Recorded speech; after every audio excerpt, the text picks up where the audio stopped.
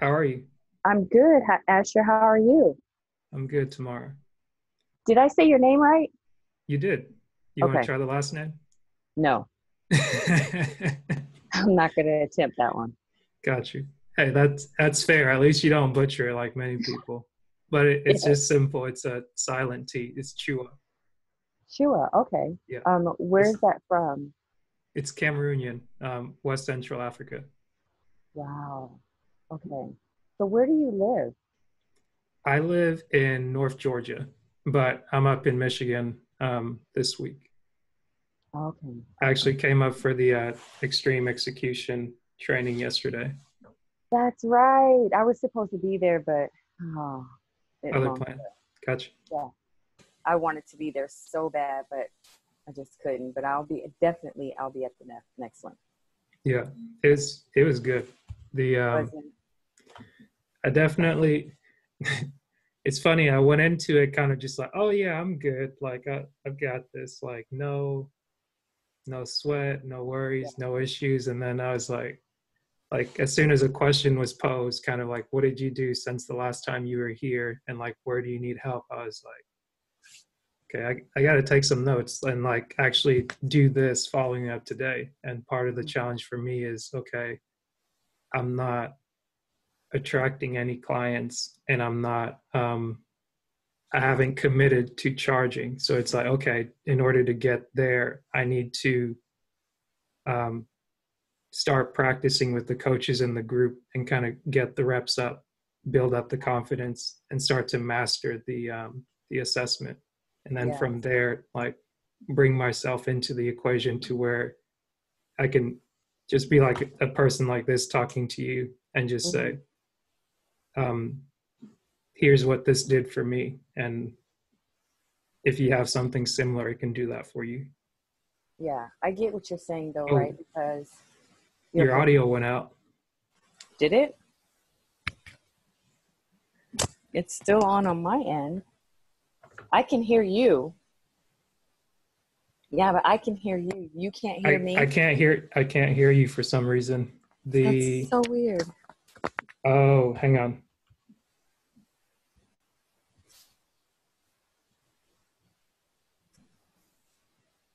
How about let me try something.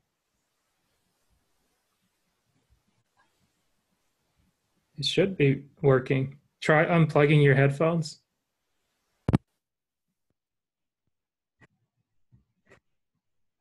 Okay. I No. I can hear you now. Yeah. Okay. Okay.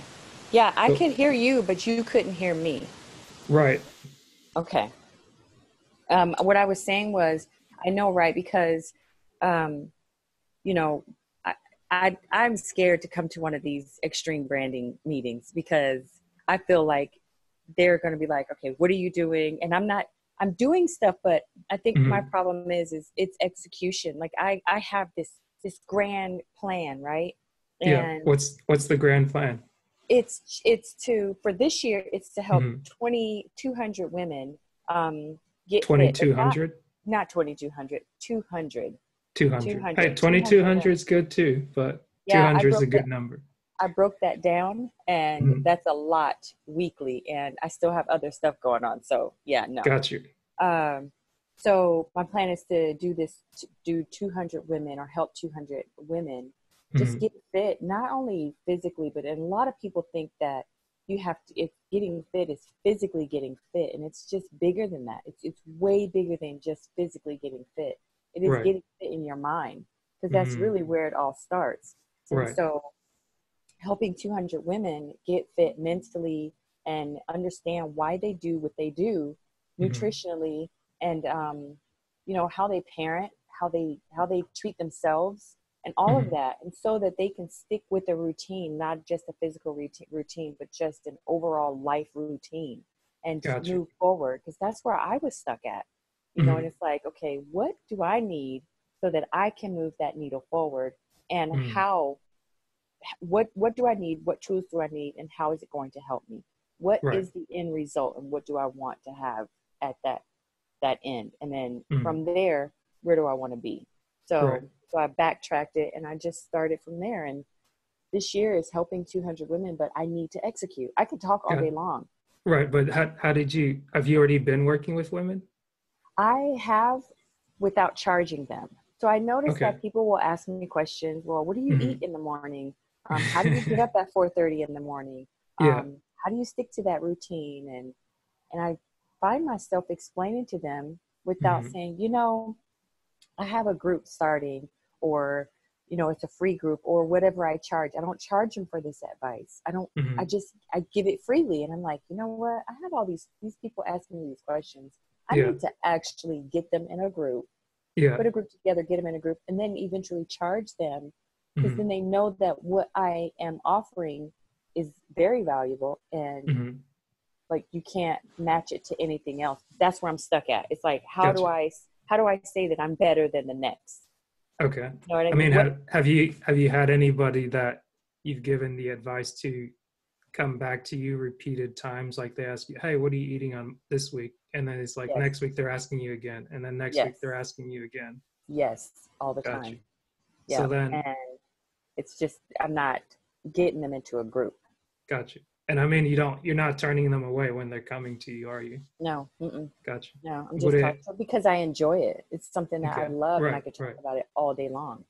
Do you feel like would charging them or mentioning the money? Do you feel like that would like like push them away from you, or like kind of be like, oh, like she's being uppity now? Like do you kind of have that reservation?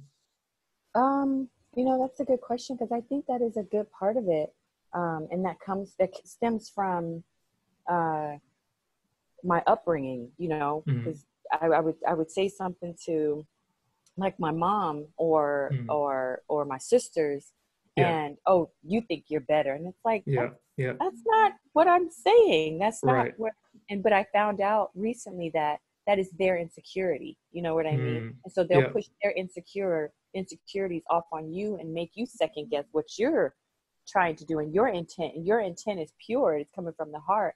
And Right. so I found that, yeah, that's a lot of why I like, am I better than? Because I catch myself saying, I'm not trying to say that I'm better than you. And I'm like, Right. why Right. would you say that? That's not what they're saying. Mm. So, yeah. So have you, I know you mentioned that you have that hesitation from, or at least you've kind of traced it back, that your hesitation comes from growing up with your mom and your sisters, and like whenever you present something, Hmm. they're just because they're insecure about it, they try to make you like, oh, you think you're all that in a bag of chips. Yeah, So yeah. like, have you talked with any of them about that, or like did you kind of address it in your mind and you're like, oh, okay, that's what it is, and you try to move forward? I addressed it in my mind and I moved forward. So I'm not going to ever talk to my siblings about it. And I can no longer talk to my mom about it. And I have talked to my mom about it before she passed away. Hmm. So, you know, that's dead and gone. I can't Gotcha. relive it. And Hmm. everything that, like, I look at this new decade as this is a completely clean slate. Yeah. Everything that happened from 2019 on and back, there's Hmm. nothing anybody can do about it. Even yesterday, there's nothing you can do about it. Right. Um, so I won't ever talk to them about uh, how I feel or what they say and how it makes me feel, because now that I know that it's just their insecurity, and I know that my intentions are pure. I Hmm. don't think that I'm better than anybody. I just know what I like, and I'm Hmm. going to be confident in my walk, especially my walk is being a believer in God, and He's the only one I have to answer to at the end of the day. At the end Hmm. of my life, God is going to say, well, what did you do to Hmm. make sure that you fulfilled your calling? And that is it. That is how I Gotcha. look at life. Okay. So then would you, um like, and you not talking to your sister or one of your siblings about how your behavior or their behavior towards you is a reflection of their insecurity, like by you not having that conversation, that's not making you lose any sleep or anything like that? Or do you feel like by even entertaining that thought, that's just kind of a waste of your time? Yes. I do Okay. think it's a waste of my time Gotcha. because, Is it? you know, you can have conversations with people and, you know, there's this thing called a forward moving conversation where, you know, you can answer a question and each one listens. But if Mhm. one person is just having a conversation just to respond, well, here my point, this is my point. There's Right. no point in having a conversation because it's Yeah. not a Yeah. back and forth. We have to listen in Mhm. order to respond. And every question or every remark does not warrant a response. It's Right. just that sometimes it's just an okay, I understand you. Gotcha. Okay. They're Hey, not at that point. that right, right. That's fair. And what's funny about that is like I literally had the same conversation with my oldest brother not too long ago this morning, and we were just kind of talking about a similar thing where you have like between me and him are three sisters, and I'm the second to the youngest.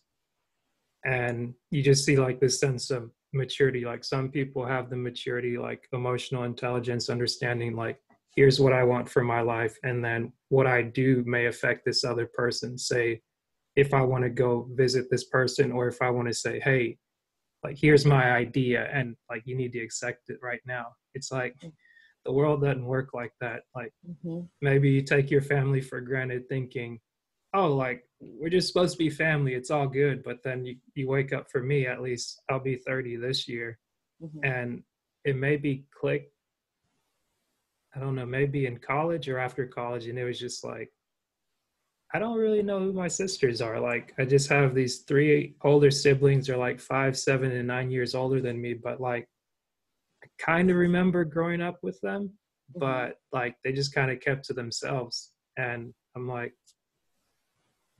I would love to relate because that Mm-hmm. would kind of help me out. It's like, oh, you grew up with girls. And I'm like, not really. Like they kind of Yeah. just did their own thing. But Yeah.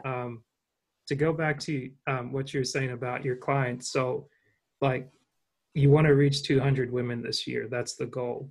Yes. Um, what if you're able to reach them like this month, setting up that group and getting them like started? Like, is that something you would commit to? I would commit to that. It'd be a great feat. It'd be, I want to say difficult, but it'd be a challenge. You know, I Mm-hmm. have to watch my words because I Right, think that when we speak certain words over ourselves, we start to believe those things. right. So I think that it would definitely be a challenge, but I'm ready for that challenge. I'm Got you. so ready for that challenge. So yeah. And then you know, to be honest with you, if I were to get 200 women within Mm-hmm. this next month, then I'm like, well, then what do I do? You know what I mean? It's Right, like right, I've already hit my end year goal. So then right. now what do I do? I mean, so then that the 2200 doesn't seem too far fetched then, because you just Yeah. get another 200 and another Yep. 200, and hey, Yep. like you'll get it by the month of November. Oh, So most then, definitely. is the challenge reaching the women, or is it like getting them in a program where you can be like, hey, like this is what I do, here's some information, and like on a weekly basis, a daily basis, and like you can talk to them like this, like if they're at Hmm. the gym, you can talk to them like as a trainer, as like, hey, like we're coming in to work out, but today we're going to focus on our mentality, our Hmm. awareness. Like how is it that you want to reach these women? You know, that's a good question because I was thinking about that. How am I going to do this? Do I want to do a Zoom call? How often do I want to do it? Is it group? Is it one-on-one? Mm-hmm. And I want to do, I'm more of an intimate, like this here is awesome because it's one-on-one. We can Mm-hmm. go back and forth. And I Right. find like group calls like the mastermind that we just had Yeah. with Nikki and Jose, that Mm-hmm. is really intimidating to me Right. because it's so many people, it's on a grander scale, and Right. that is just not me. Maybe in the future, yes, but Mm-hmm. you know, Not I right would, now. yeah, not right now because it's just like I don't know how I would control it. I don't know how Mm-hmm. I would control that. So I would say one-on-one and group and in this Zoom call, because I had my question. My cousin asked me a question. She said, how are you going to do fitness virtually? I was like, it's easy. Mm-hmm. It's easy because I do it. And Yeah. I make it easy. It's like you Right. just do it at home. It's harder to go to the gym, especially when you have kids. Right. Right. So if you Do can you get into know? that mindset, Gotcha. Do go you know ahead. Rochelle T. Parks? Oh, yes. So my let me tell you how Yeah. this world is really small. So my Yeah. cousin Sabrina Flag Briggs, do you know who that is? The Sabrina name Flag sounds Briggs. familiar. Her husband is a real tall, bald black guy, Mm-hmm. and they are Philadelphia Eagle fans, like, or no, Cowboy fans. Mm-hmm. So you probably she's in the military, and they call her Mm-hmm. chief. And Mm-hmm. so my Oh, cousin, yeah, I do know her. Yep, I met her okay, last year. Yep, okay, yep. so that's my Or cousin. the year before last. Yep. That's my cousin, and then she and Rochelle are in Shackley. So they do Shackley together. And so Got you. that's how I got into the brand prep and all of that from my cousin. Got you. Okay. Yeah. So Makes sense. yeah, I know Rochelle. She's a beast. Got you. But I mean, She's it's like crazy. that. The reason I ask is because Rochelle is like almost the perfect example of like the virtual fitness, because I've been following Rochelle because we met through Breathe University, and that's how I heard about extreme branding, extreme execution, like following Eric Thomas and everyone else. And like I like Rochelle because like she's relatable, and then at the same time she started doing these hit training workouts every single every single morning almost, or like at least 5 days out of the week. Mm-hmm. And it just worked to my schedule because I took some time off from work and I just needed to kind of get right back in the I get in the right mind frame. And the whole Mm-hmm. thing when you talk about mindset is that like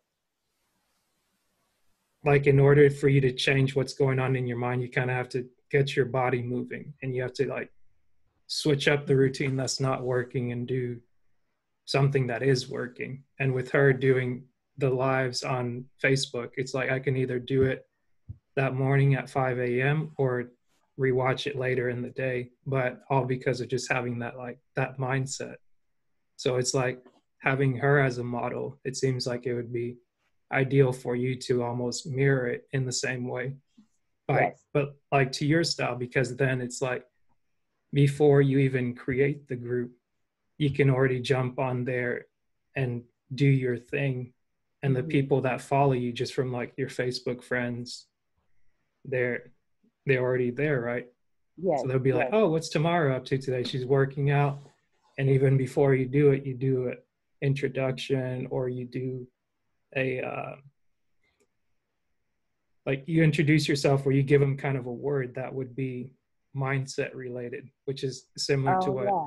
Rochelle does, because then it's like you're you're doing what it is that you want to do, Mm-hmm. and they're just coming to where you already are.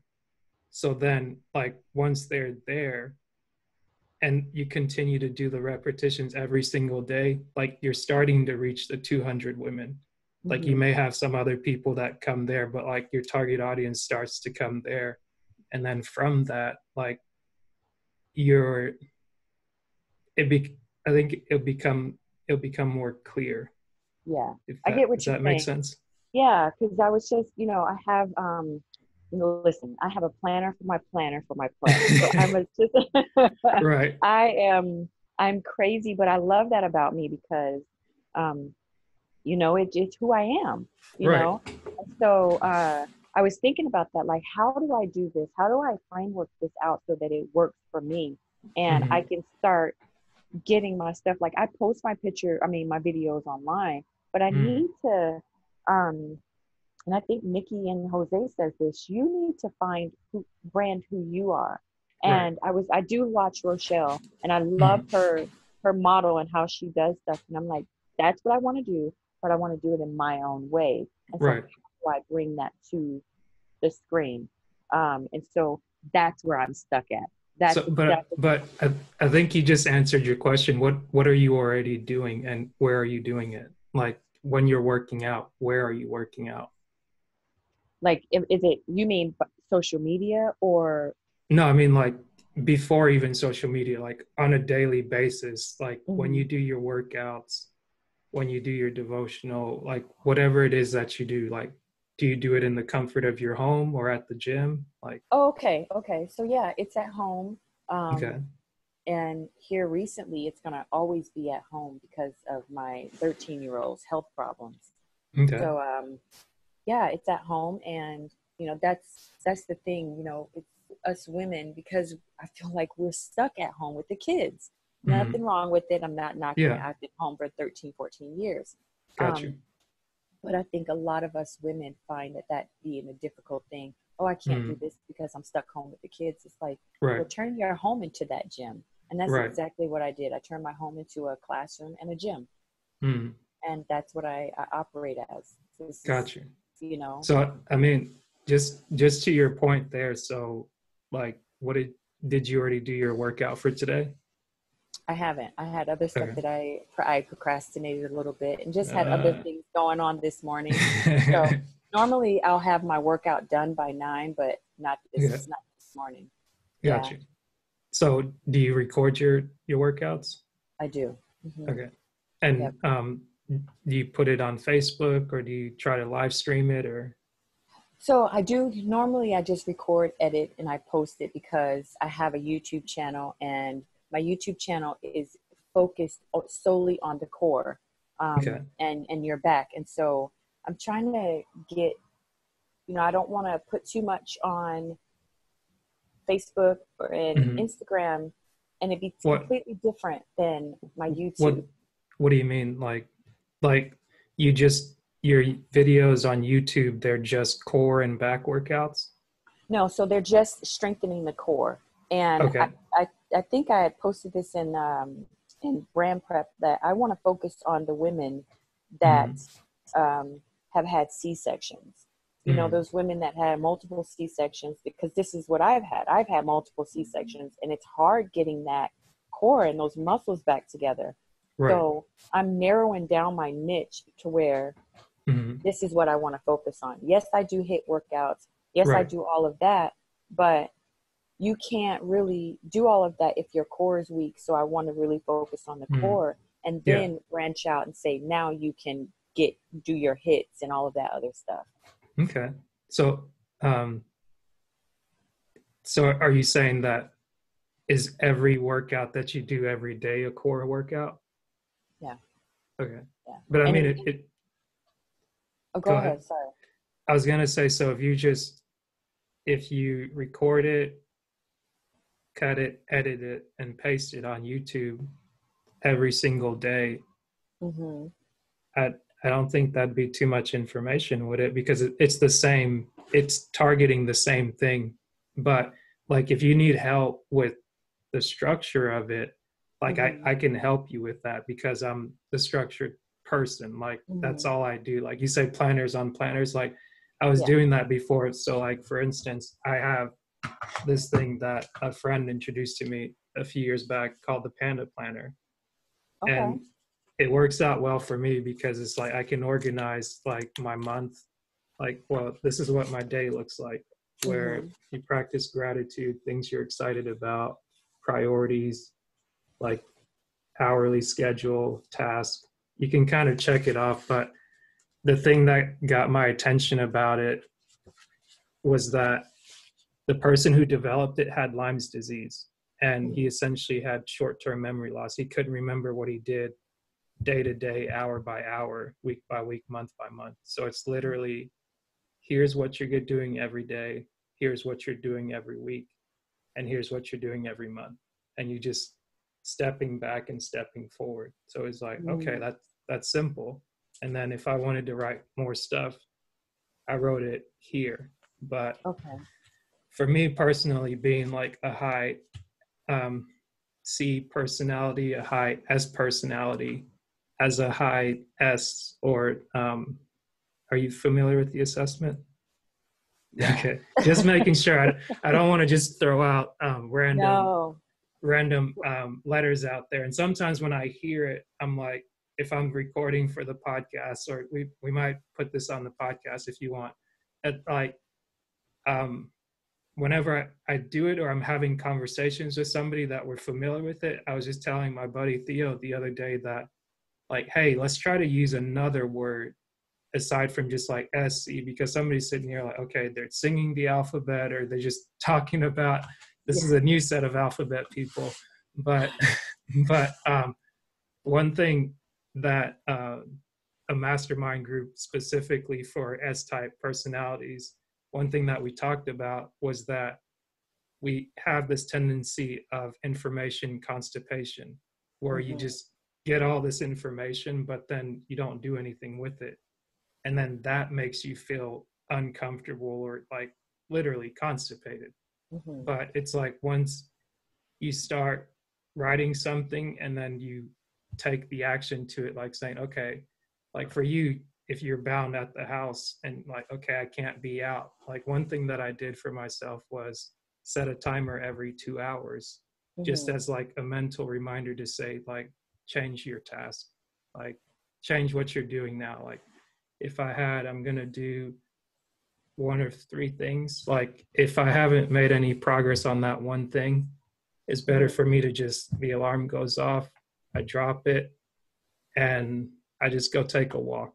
Like if Mm-hmm. you can walk around your house, like go outside, get some sunlight. If it's cold, even like just let the cold hit you for a second. Yeah. That that kind of helps your mentality to where you're not just like in this cog and you're just kind of stuck. Yeah. And that does help me because, and I can go outside. I just never thought to go for a walk. And this is why um, I do my exercise in the morning because I like to get it done and I don't Right, have to right. do any more physical activity. I'm like, I'm all Yeah. done.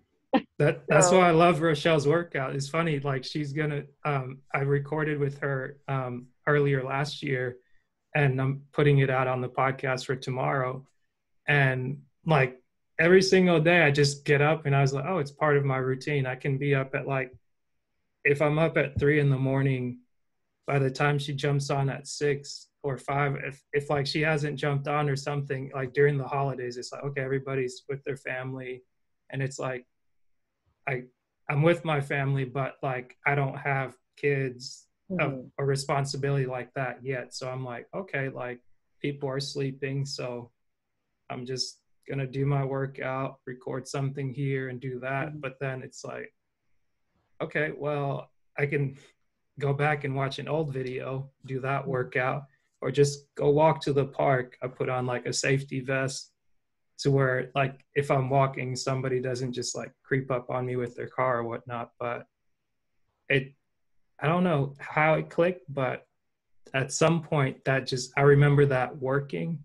And I mhm. remember listening to something ET said where it's like, hey, what's my workout? It's walking. Like I can literally show anybody like how to perfect walking. We're gonna walk to the mailbox and we're gonna walk back. Like we're not even going to the gym. Like these are towels, those are the weights. Okay, go home. Like don't pick up anything today. Okay, here's where you get the water. Here's the lockers. And whenever he said it, I think the first time I heard that was like back in 2017 in DC at the Stay Ready conference. And it just like stayed with me. And I guess it's part of that thing where it's like the information comes through, but when Mhm. it's like ready to be digested, it clicks at some point. And I think everybody kind of has that ability. But I was talking yesterday about that. Yeah, I agree with you. Like when we're ready to receive information, we're gonna receive it. But when you're not mhm, ready, it's that one ear in one ear and out the other. You yeah. know, when you're ready to receive it and digest it, it's in that ear, and I feel like it just goes around, and you start to really look at it and see Mhm, what they're saying or what the statement is meant to be. right. So, so you've been with ET or in the team since 2017. I joined Breathe University and yeah, I'd say 2017. I joined in 2016 and I was one of those like stay on the silent ministry. I jumped on the Sunday call and then somebody, I believe it was YB, Robert Youngblood, the connector, he spoke up on one of the calls and he was just like, for anybody not speaking up out there, it's like you need to understand that you're robbing the world of your gift. And I Mm-hmm. was like, I don't know you, like you don't know me, like Mm-hmm. you're just over here talking stuff. But like it, as soon as he said it, it hurt me. But like the immediate response was just like, you don't know what you're talking about. Like mind your own business. But like I got on by like November, and then slowly started just to get more involved. And then like 3 years later, like 2019 was when I finally decided to sign up for like a program once I got out of the work environment where I was at. Mm-hmm. And I just decided to start making decisions for myself to say, I'm going to choose my outcome on like what I want to do, like who I want to be, and like without having it to depend on somebody else. Mm-hmm. Yeah. Okay. I would love to. I don't know. My cousin was telling me about Breathe University, and I just been, excuse me, a little hesitant about joining. And Mm-hmm. my hesitation is solely based on not wanting to be pushed. And Mm. I felt like they would push me, and I Yeah. would resist. And I wasn't ready to be pushed. So now that I'm ready to be Mm-hmm. pushed and to not to be talked down to, but Yeah. just to be like, you know, listen, it's either now or you're not gonna do it. Right. Right. Because that makes me jump. And Mm. I'm the type of talking about the assessment. I Yeah. am is it DISC, right? Or is it Yeah. Well, I DIS? mean, regardless of how it is, like, how do you like? Oh, I see what you're looking at the blocks. I think it's Yeah. DISC, but So um, I think I'm yeah, a high C. yeah, So yeah, I'm an introvert to like to yeah, the fullest. right, And I my life coach said that I'm an extreme perfectionist, and I say yeah, you're 100% right. You are. My right, I's have to be dot, so my T's have to be crossed, and I'm afraid. I was afraid of being pushed hmm, because of my resistance of my fear.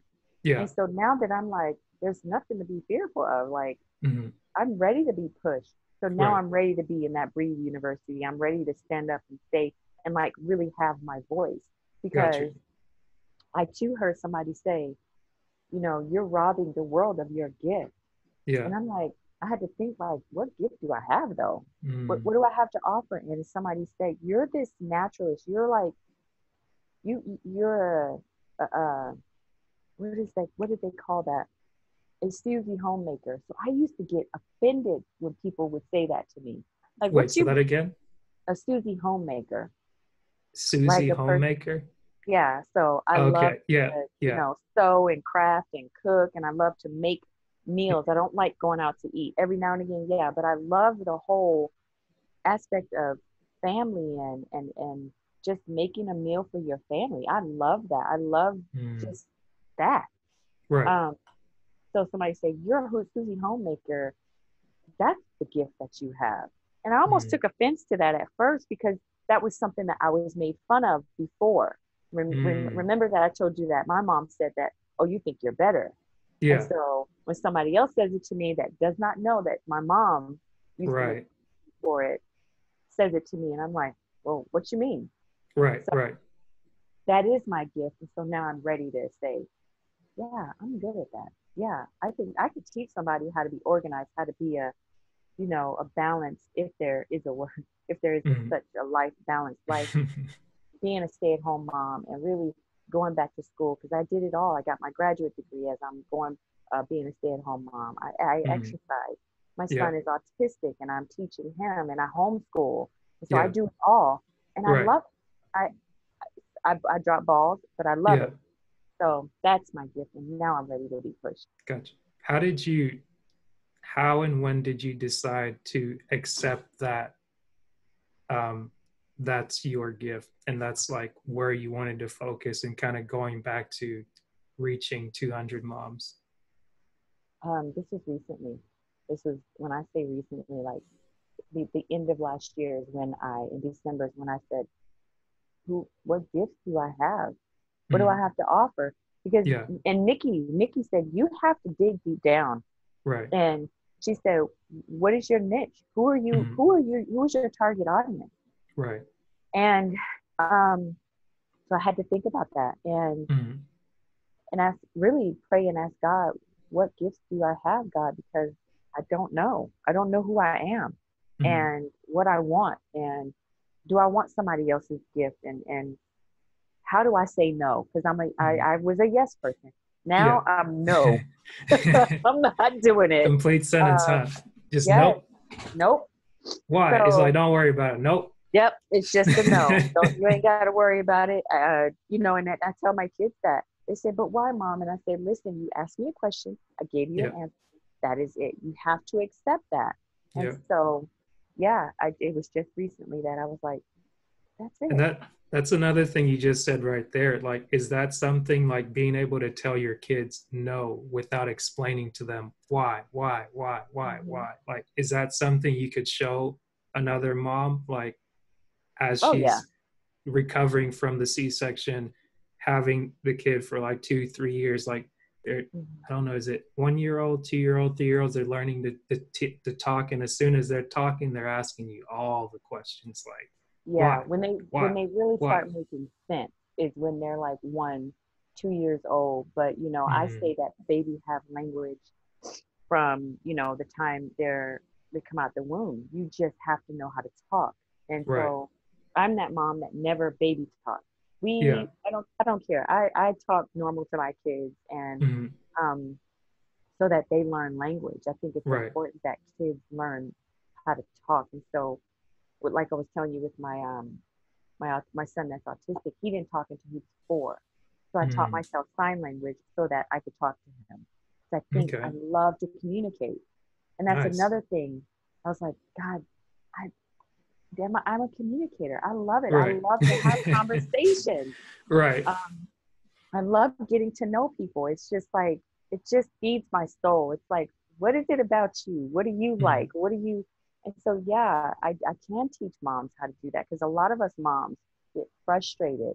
We're like, I'm mm, home, and that was me. I got frustrated. yeah. I'm home all the time. I don't want to be with these kids changing diapers, but Right. you Right. know, it's like, what can I do to make this more positive? Because this Mm, is where you're at right now. This yeah. this is where you're gonna be. And Yeah. this is a decision that you made. Right. So make the most of it. And that's Mm, something I had to learn how to do is make the most of my situation. that's awesome. Yeah. And look at that. Within what, less than 30 minutes, we solved I your know. you already Yes. had your niche, you found what you're gonna do, and now the thing is you're so you're doing YouTube. Are Yeah. you on Facebook? Or I mean that, are you gonna be in Miami this week? I'm not. Okay, No. So that's the one that I signed up for. And then I'll tell you why I'm not going to be in Miami. gotcha. Um, we sold our house back in Washington State. And so the Wait, people, oh, you sold. Okay, I was yeah, like, I thought you said something else. I was like, I don't want to be incriminated. so we sold our house back in Washington State, and Okay. the buyers are suing us because they said we didn't tell them that we moved a fence. Hmm. I was like, Yeah. and so they're sending us or taking us to small claims court. And I'm like, my Right. gosh, this is Right. crazy. It's a fence. Right. It's not electrical. It's not the structure of the home. It's a fence. Right. They're losing like a third or a fourth of their yard. Not Mhm. even, an acre, Yeah. just a third or a fourth. So I have to go to deal with that. And so I had to Gotcha. cancel my trip to Miami. Uh, But I will so be in Houston this okay. year. Yeah, Nice. yeah. I That's can't wait good. for that. I Right. just want to be around all that energy. I need it Yeah. to I feel like I need that energy to keep going because Yeah. that group of people, Hmm. it's something about it. When I watch it, it's something about that dynamic. It's just Right. like, And that's man, where I think that's where Breathe University started for me, and it's still that. And seeing like other groups kind of like branch out of it to where it's like you go like the entire reason, I don't know if I clearly mentioned it before, but like the last the, the last 4 years I worked in nuclear construction. So I was a construction engineer, like field engineer type liaison, who worked between our company, who's works for another company, which is Georgia Power. And essentially, what they wanted to do was build um, two nuclear systems to elevate their power output and kind of help the um, United States with nuclear power, kind of bringing that back online. Since you've had things like 3 Mile Island happen, like incidents like that happen, and kind of everybody freaked out. We shut it down. No more nuclear power plants being built. But you're talking about something that's very tedious, is the word. And just with that, it deals with um, talking with a lot of people, so it can be high stress. You're dealing with over 5,000 people running around a construction site where it's very intricate at times. But the thing that I neglected was not taking care of like my nutrition, physical and mental health, like sleeping, things like that. At times I wasn't doing it because I was trying to put so much more attention on the job and doing my best there. And construction, it's a fun thing, but if you're not built for that, it can be kind of cutthroat. So at one point, I just got to the point where I was like, okay, everything is so negative. Like, I need something positive in my life.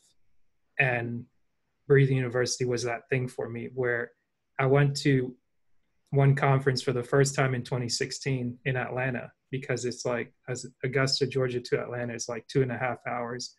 And I was like, oh, okay, I can drive there. So let me go. Like, I'd see them advertise events like on the TGIM videos. And then after I went to one, I took a friend of mine to another one. Like, we went together, and like I'd already been like following ET for 3 years coming out of college, and just being like, have you ever been invited to an event, or you didn't get invited to an event, but you see people like post pictures and they're just like, oh man, this was awesome, this was great. Like, I found myself around those people in college. And after a while, like after that happened 3 or 4 times, I was sitting there like, okay, I'm trying so hard to fit in where like I don't really fit in. Like, I can be invited when it's time for me to like provide my notes, do somebody a favor. But if the roles were reversed, like no, like no invitations, no requests, none of this, none of that.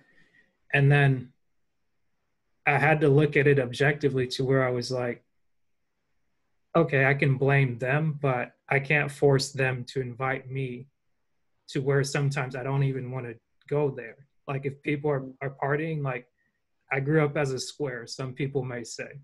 Like, you don't drink, you don't party, you don't do this, you don't do that. It's just like, you grew up in church, you are like goody two shoes, all you want to do is study and this. And I was like, well, that's what I learned for over 18 years of my life, and I didn't really have a reason to go outside of that. But anyways, after kind of going through college the last year, it just kind of came to this culmination of like, something's got to change. Like, I've been working at a job like co-op / internship that is not going in my favor. It's just, I keep going back. This is the third semester. I'm doing the exact same thing, getting ready to graduate from one of the top schools in the entire world. But nobody would really know that, because I'm in here doing work that requires no education. And I respect the people that do it, because like, I just like people, and I think everybody has some sort of value, like in different levels. You just do what you can, and you move up within your own rank.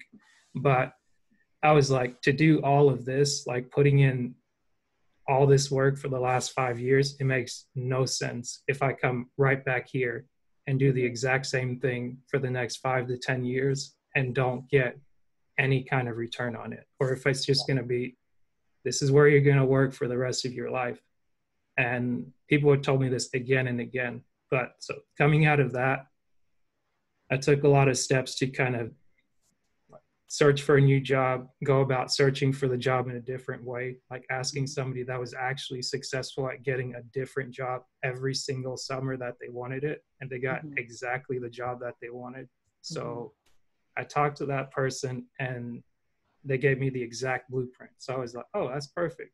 And then I went after like 23 jobs. I think I missed my first class ever just to go to the job interview. And then I had to get out of that mindset of like, oh, like you never miss class, you just don't do this. And it's like, you do miss a class if the reason you're going is to get a job. Like the reason I went to the class in the first place was to get the job. And then even hearing what the professor said, the exact same thing afterwards, it's like, hey, you guys can come here and learn all this stuff, but there's over 400 companies that come here to recruit you guys. If you can't get it in your mind that you need to go out there and make yourself present, make yourself known, then like you're kind of an idiot sitting in the class for like 45 minutes. You can get the notes from somebody else. Like one class isn't going to kill you. But I said all that, or my bad. Oh no, I was just agreeing with you. But I said all that to say like 2013 was really a year that kind of shifted things in my mind because I just saw things that weren't working, and it was kind of like this domino effect. And then 3 years later, for it to like see the same pattern happening again, I'm like, something needs to change. And like Breathe University, I didn't know in 2013 that it was a thing because I just started watching ET's videos. But then seeing it in 2016, I joined it. And then like just the love from the group, the moment that I started interacting with people that were like complete strangers, I got two accountability partners. And I quickly found out what, like you said, being pushed in a healthy way can kind of help you, because the moment the first push came was from having this challenge to set up BHAGs, as they call them, like big, audaciously hairy goals, I think. I don't know if that acronym works out, but one of the things, I went to engineering school, so one of the things you do is like you take this first certification exam. It certifies you as an engineer in training. And after that, you work for 4 years as an engineer, and then you have a chance to test to become a professional engineer. So I was like, oh, that's my BHAG. Like next year, like 2017 will be, I think 2017 was roughly 4 years from the time that I graduated college. So it's like, I have the ability to test for the exam this year. And like both of my accountability partners were a little bit older than me, I think maybe in their 40s. They had kids. And one, her name's Dr. Pam. And she was just like, oh, okay, that's cute. That's your BHAG. So it's like, it's like, I'm pretty sure you're smart. You went to a good school. You're an engineer. You've been working for a couple of years. Like you taking a test that's engineering, that's not like a big goal. Like you could do that probably in your sleep. But I was like, oh, but I've got to study. It's like, you already know how to study. Like what's really going to challenge you? And she just kept kind of like putting a finger on it. She wasn't yelling at me. She wasn't like screaming. Like if somebody's screaming or like trying to interrogate me, like I'm like, I know. I either shut down or I bark back, because I'm like, no, you're right. You said it right the first time. I shut down because I'm just like, I'm not here for all that. But then at the same time, when somebody challenges me, I shut down again, because I'm like, I don't want to deal with what you're saying, because I either don't understand it or I don't have the answer that I think you're seeking. So she kept asking me, and I was just like, I thought back to 2016, and I just remember the look on my mom's face where it was just like this sadness.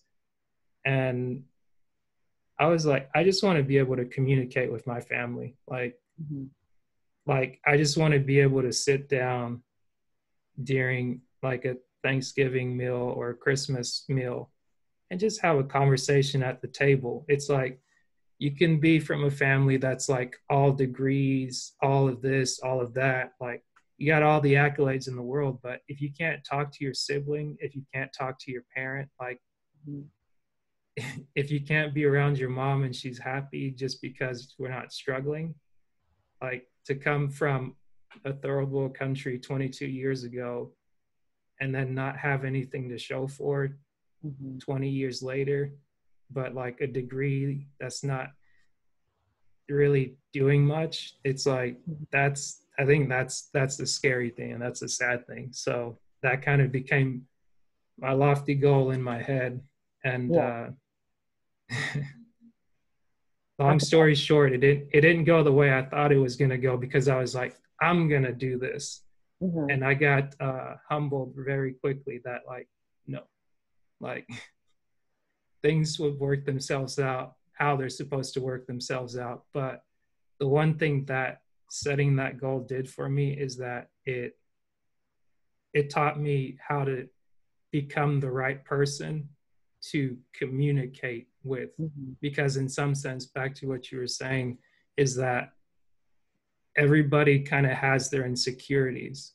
Mm-hmm. And until you reach the level of maturity, like that person has to deal with that. You can't force them to deal with it. And the more you Yeah. keep pushing them, the more they're going to shut down and just be like, no, like, I'm not doing this. Like, you can't tell me what to do because I'm not a child.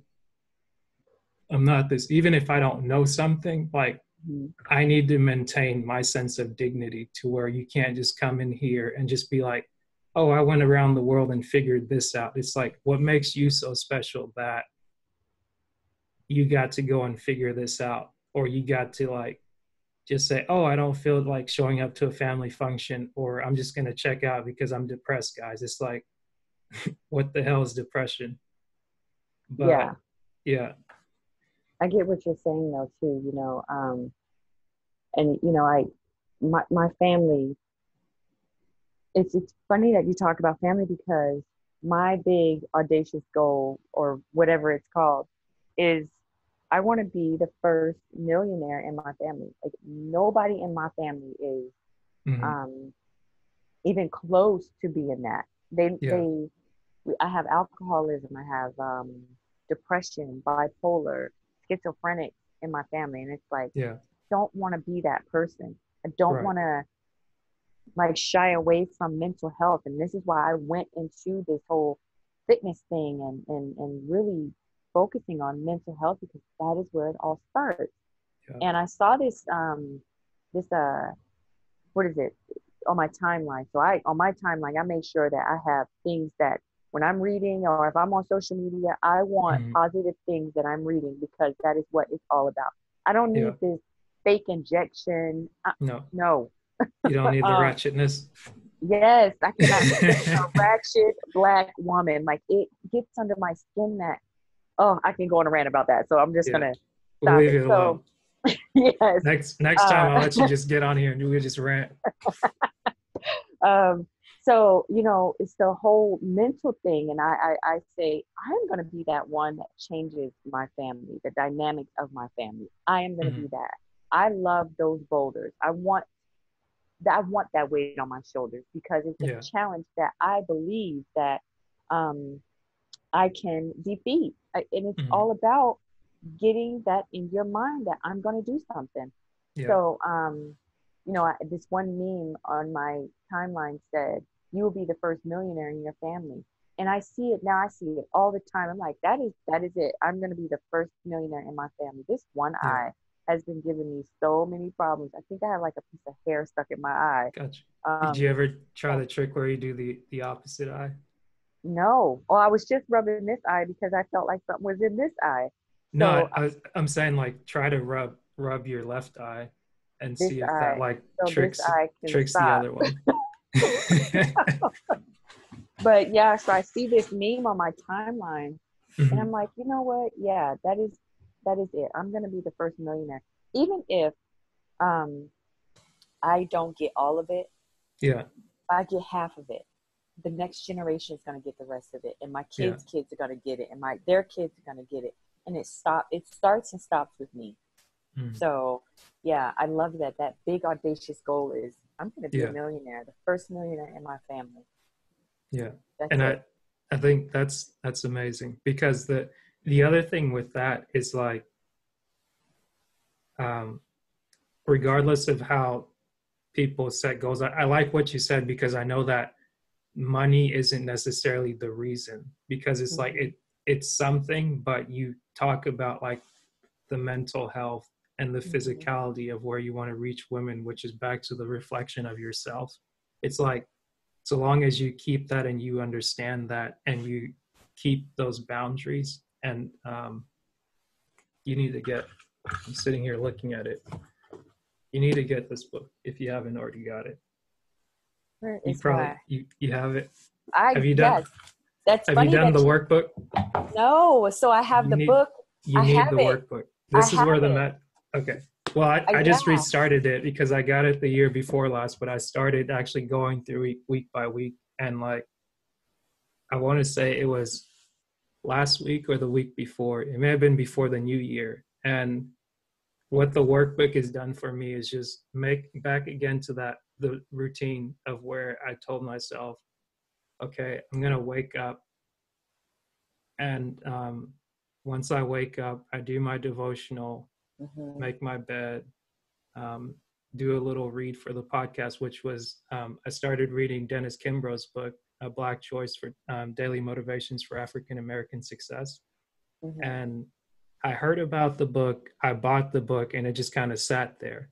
But then one day I was like, let me just crack this thing open. And it was Mm-hmm. funny Write because that down. once I opened it, I was like, oh, it's literally daily motivation. It's one page, literally. And I was like, I can read a page, because even to like read my Bible, I just went to like the bare basics. I was like, okay, everyone in my family may be like highly spiritual, or they may be able to like read the entire Bible in Mm-hmm. a year, but I'm like, that's not my goal. Like, I understand what I'm trying to do by reestablishing that relationship.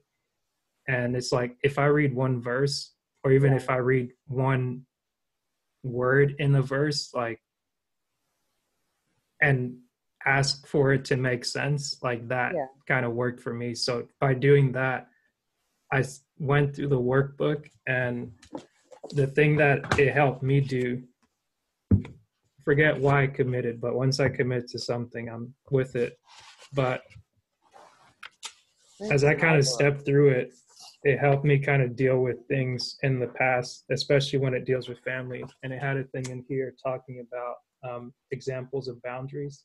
Mm-hmm. And it goes through and identify each piece of the boundary. And it has you read that section in the book saying like, your most basic boundary is your skin.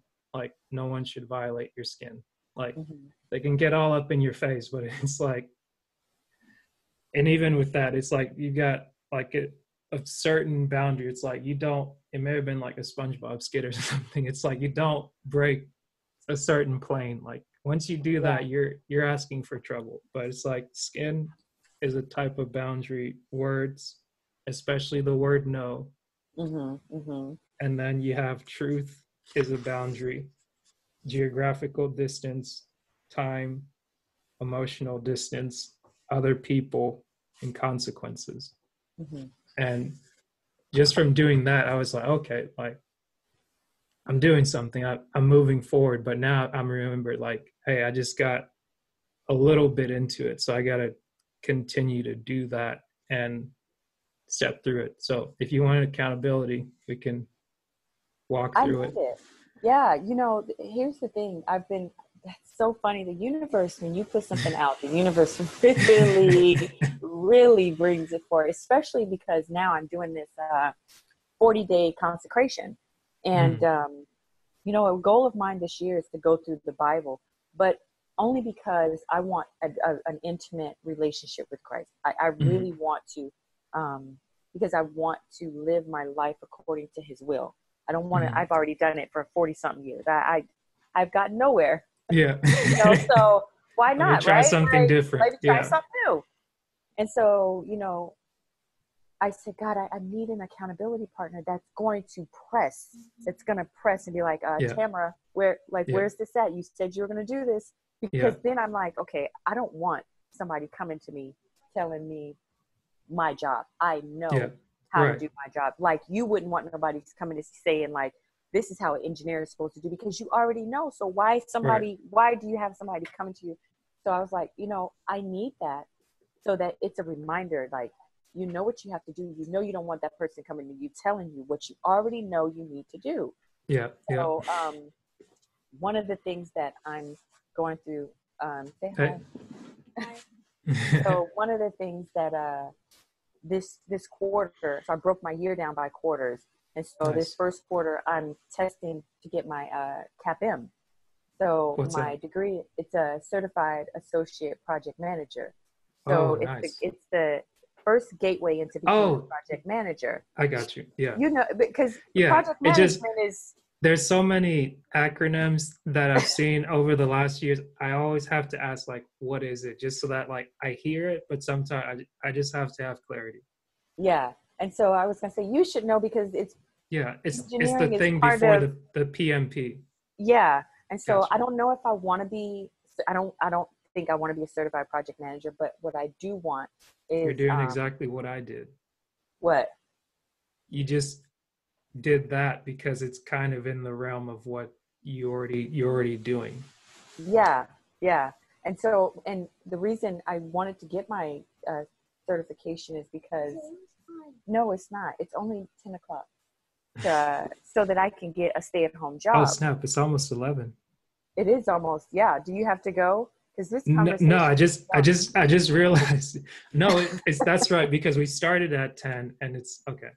So it's almost 10 o'clock. See, it's 10 o'clock my time. So you're in Georgia. So you're an hour ahead of me. No, where are you? I'm I'm in in. Texas. Oh, okay, okay. Yeah, I'm an hour ahead of you. I got you. That's. So I'm where are you in. located? I'm in Michigan right now because I traveled this week. That's right. But That's right. at least this part of Michigan in Lansing is still on Eastern time. Like, it threw me off last time because I was like, oh, it's Michigan somewhere up here, Georgia's somewhere down there. It's like, no, Mm-hmm. they're like literally on top of each other. They're just a little bit. Oh, okay, okay, okay. I I'm didn't believe so it until I off. looked at the map. I'm so off with time zones. I Gotcha. really am. So You're right. It is 10 o'clock your time. yeah. So yeah, I was sure that I could get a stay at home job, because I haven't been able to get a job, and I'm like, I'm educated. I know what I'm Mm, doing. It's like, what else right. do I need to do? Mm. So So so that that's that why certification would help you get a I stay-at-home don't job. know. I Well, I don't know, because nothing else has worked. So I was like, why not? wait. So in studying for that, will it take away from you reaching the 200 women that you're trying to reach, I or don't know. I didn't. you need income kind of coming in? Yeah, I need income coming in so I can pay for, because of course you can't just be an entrepreneur and not make money. You have to have a Right, main job to fund your hustle until your hustle is your main. right, right. So that's what I'm trying to get, that balance. And I haven't been able to get a full-time job so that I can really fund the business. I've been Got you. kind of robbing Peter to pay Paul. I'm not afraid to say Mm. that, because Right, right, right. everybody goes through it. Yeah. Um, so that's why I was testing for the CAPM. And Okay. so I hope it doesn't take away.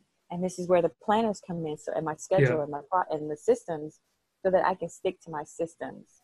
Got you. Um, and so I substitute teach. And so Mm. I put Okay. that on hold right now, so that I can focus on studying and Okay. my Yeah, business. because that's one thing. I tested for the PE exam, professional engineering exam. Mm-hmm. Was it last year? No, the year before last, because I think I was planning to take it in 2017, but like my um for some reason or another, like I signed up for it, but then it's Mm-hmm. two parts. I didn't sign up for the second part. And then 2018, I went ahead and I took it, but I didn't, like, the motivation to study just wasn't there. So I didn't put enough time and attention to study for it. And now when I'm looking at it, it's like, I plan, like I said, that I'm going to take it by April. So like now is the time that I need to be studying. But like with podcasting and just really focusing on like doing the coaching of like extreme execution and going into real estate, I'm like, before I do that, let me really just focus on what's important. So like the real estate's going to be the thing to maybe bring in the biggest bag, or it will be the Mm-hmm. thing that brings in the most. So I need to sit and do my homework with it and not get like quote unquote thirsty just to say like, let me do this. But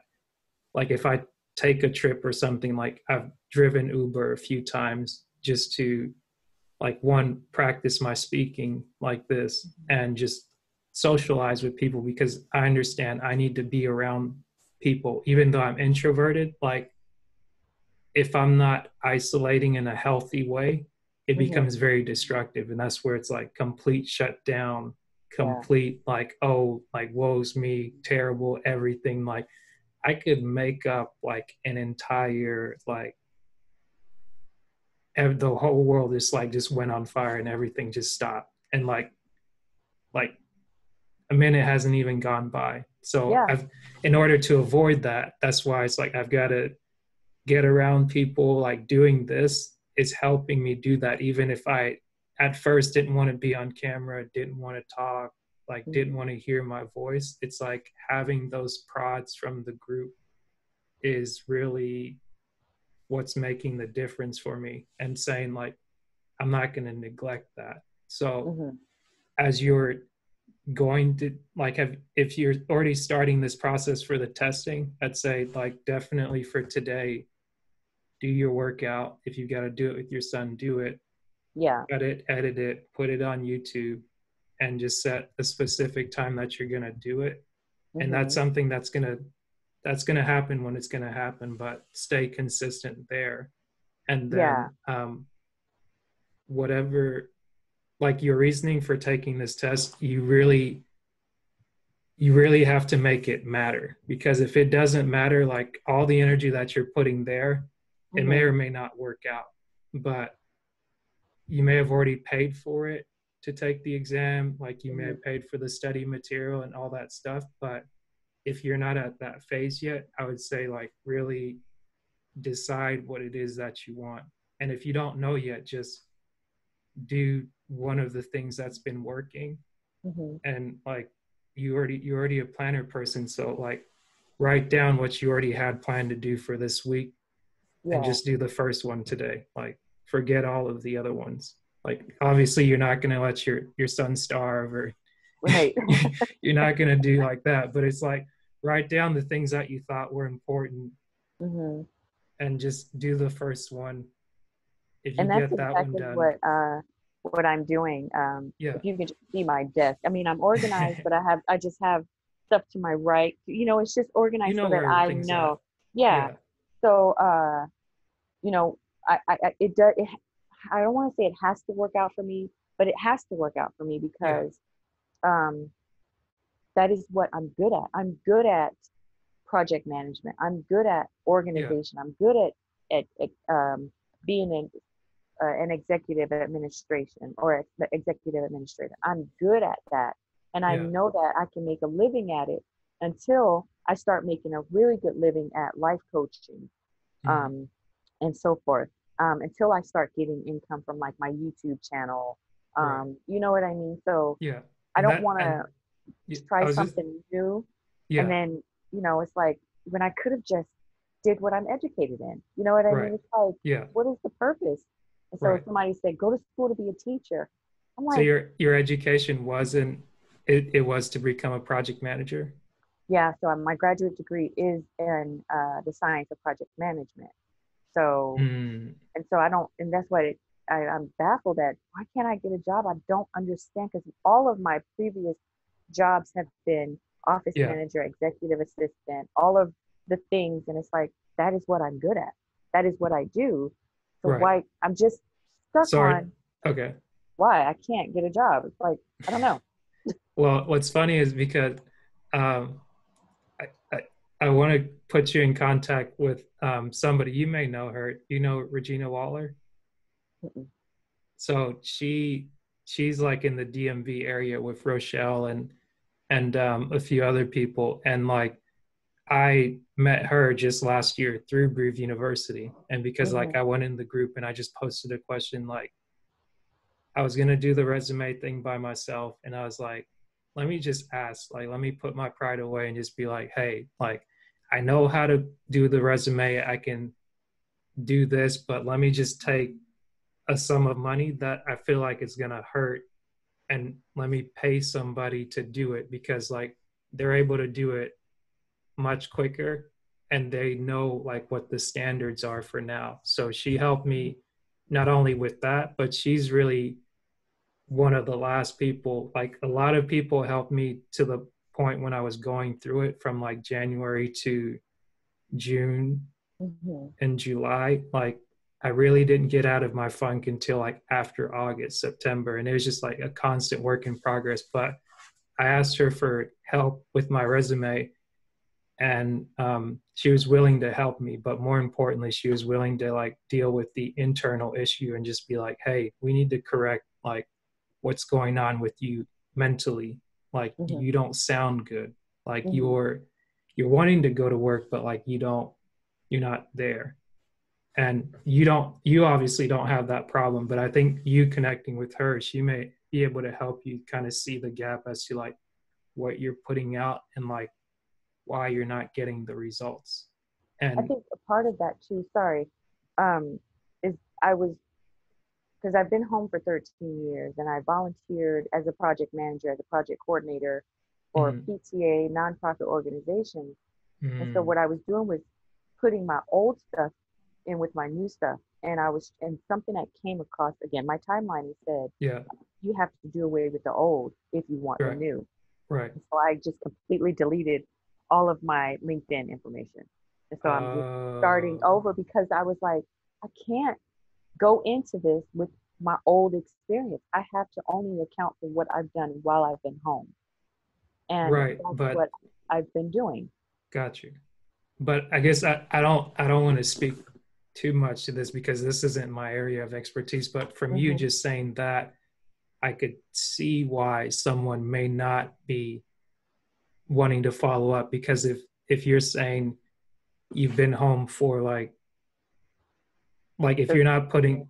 if you've been home for 13 years and the experience that you're putting up within those 13 years isn't directly related to what they're looking for, like Hmm. even though your other experience may be nonprofit, if it's in some way related to it, and that's why I was just happy to like meet Regina, because I had my resume and most of it was for like the 5.5 years or 6 years or so that I did working for one company out of college, and it was working in like four different work areas, and it was maybe like 4 pages long, and I was like, oh, I know this is supposed to be maybe 1 page or this, that, and the other, but she just did her thing. She took the information and just lined it up like this is who I am. And when I read it, I was like, yeah, that's me. Hmm. And I got a lot of no's initially, and she was like, that's the good thing. At least we got that out of the way. So like that's no longer a burden on you. And then once I started getting interviews, a couple of the first ones, they were just like um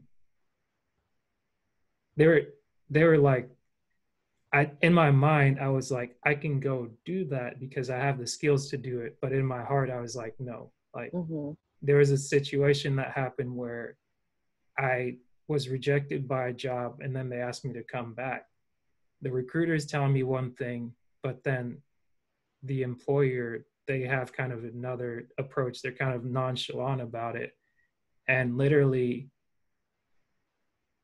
driving to the interview for 2 hours, waiting in the lobby for an hour without anybody saying anything, and then agreeing to stay for another hour and having the person that's supposed to be the manager graduated from the same school that I graduated from. And like, I already know what like Georgia Tech graduates are like. And I'm like, okay, like some people I get along with, but others not so much. And like, I just kind of got this vibe where it was like you kind of just You reading can off the feel it. script. Yeah, Yeah, I you just can felt it feel because it. I was like, at this point, I'd already gone through so many no's, and like I came there because like there was like this pressure of like, oh, these people need to talk to you today. Like by the end of the week, they're gonna make a decision. Here's what they're offering, this, that, and the other. But from the time that they'd said no to me, like 15 to 20 other companies reached out offering like, hey, are you available for an interview? And I was like, okay, like I'm gonna go here. Like I'm not sweating it. I've gone through and struggled this year. It's been rough, but like every single day I'm getting up and I'm doing what I need to do. So then when the person's there and I'm just like, okay, like maybe I was being nice about it, not trying to burn any bridges. Yeah. And I was heated after a while when I left. And then just getting the recruiter blowing up my phone, just like, hey, hey, hey, hey, hey. And I was like, in my mind, I'm thinking, I don't say it out loud, but I'm thinking like, I don't know where, like how you do things, but like me, I don't like to be harassed. Like if somebody's not picking up their phone, like cell phones didn't exist over 30 years ago. Right. Well, maybe they did, but it's like there's a point in time when you couldn't get somebody instantaneously. So if somebody's not responding, they might be driving, they might be away from their phone, they might be here. It's like you just can't do that. And essentially, I just told them respectfully, like, hey, you guys have two other people you're trying to decide with, and myself, I'm like, just remove myself out of the running. And then I told other people, like, hey, this company says they're ready to make an offer. Can you get back to me by the end of the week? And one out of the companies was like, hey, we're literally writing your offer letter right now. And I was like, okay, I like this company because they were patient with me. And as I told them what I did, they read my resume and they're like, hey, we agree with it. Like you have over 8 years of experience. This makes sense. This is a good fit for where we want to be. And I was like, okay, like that's literally how I got the first two jobs before. It wasn't really, did you really do what you said you did? I'm like, if you don't trust me, don't like, if we're not even starting off on a sense of integrity, let's just not have a conversation. And then if you want somebody that you can just push around, like I've been pushed around before and I know that I don't like it. And like nobody should accept just being talked down to like they're lower than scum. So it's like the people that still want those people, I'm like, that's not me. Like you'll find another sucker, but that's just not me. Right. And Right. that's why I say, like, I don't know, people may call it a shameful plug, shameless plug. Like, I mean, you already know the people that are in the organizations. You see what they do. You already joined the brand prep group, and like you're already looking into this other group. And the whole reason is because you made a change in your mentality, your mindset of like, this is my focus. So you're already in the right area. And I was just cautioning you to say, don't make the same mistake that I made or the same mistake that I'm trying to repeat again to say, oh, I want to do this thing, but I understand the need though, because it's, you have like a specific need you need to tend to now. You just want to make sure that you're putting your energy in the right spot and just connecting with, I'll reach out to her and then forward you her information. Yeah, that would be awesome because right now I'm at a standstill, and you know I not a a standstill as far as like making income, because like I said, you have to make income. Right. So I was told to, why don't you just, you can go be a teacher. Like, yeah, but that's going back to school and that's stopping me from where I really want to go. And I said, I can't. I'm not going to go back to school. What's Right. the point in going back to school? That's 2 years, 2.5 years to be a teacher. So you wouldn't be able to be a teacher based on your experience now? or No, like because you were, I don't have a teaching certification. gotcha. So, and then I would have to still, even if I did, to get a certification, you have to go to school for a year and a half to 2 years. Right. And I That's don't why do you need to any of be active in this group, because then just like the conversation that we're having is built on your experience and not that. like this.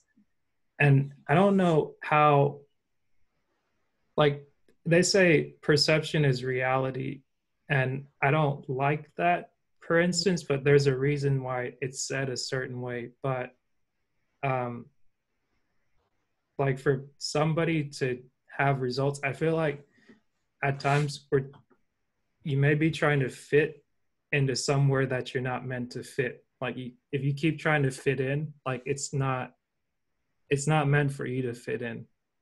You mean And like with the project management? yeah, and that's kind of what I have a struggle with, because I'm like, as an engineer, as I look at it going in, there's this big gap where you have people that are like 50s, like I'd say 45 maybe to like 60.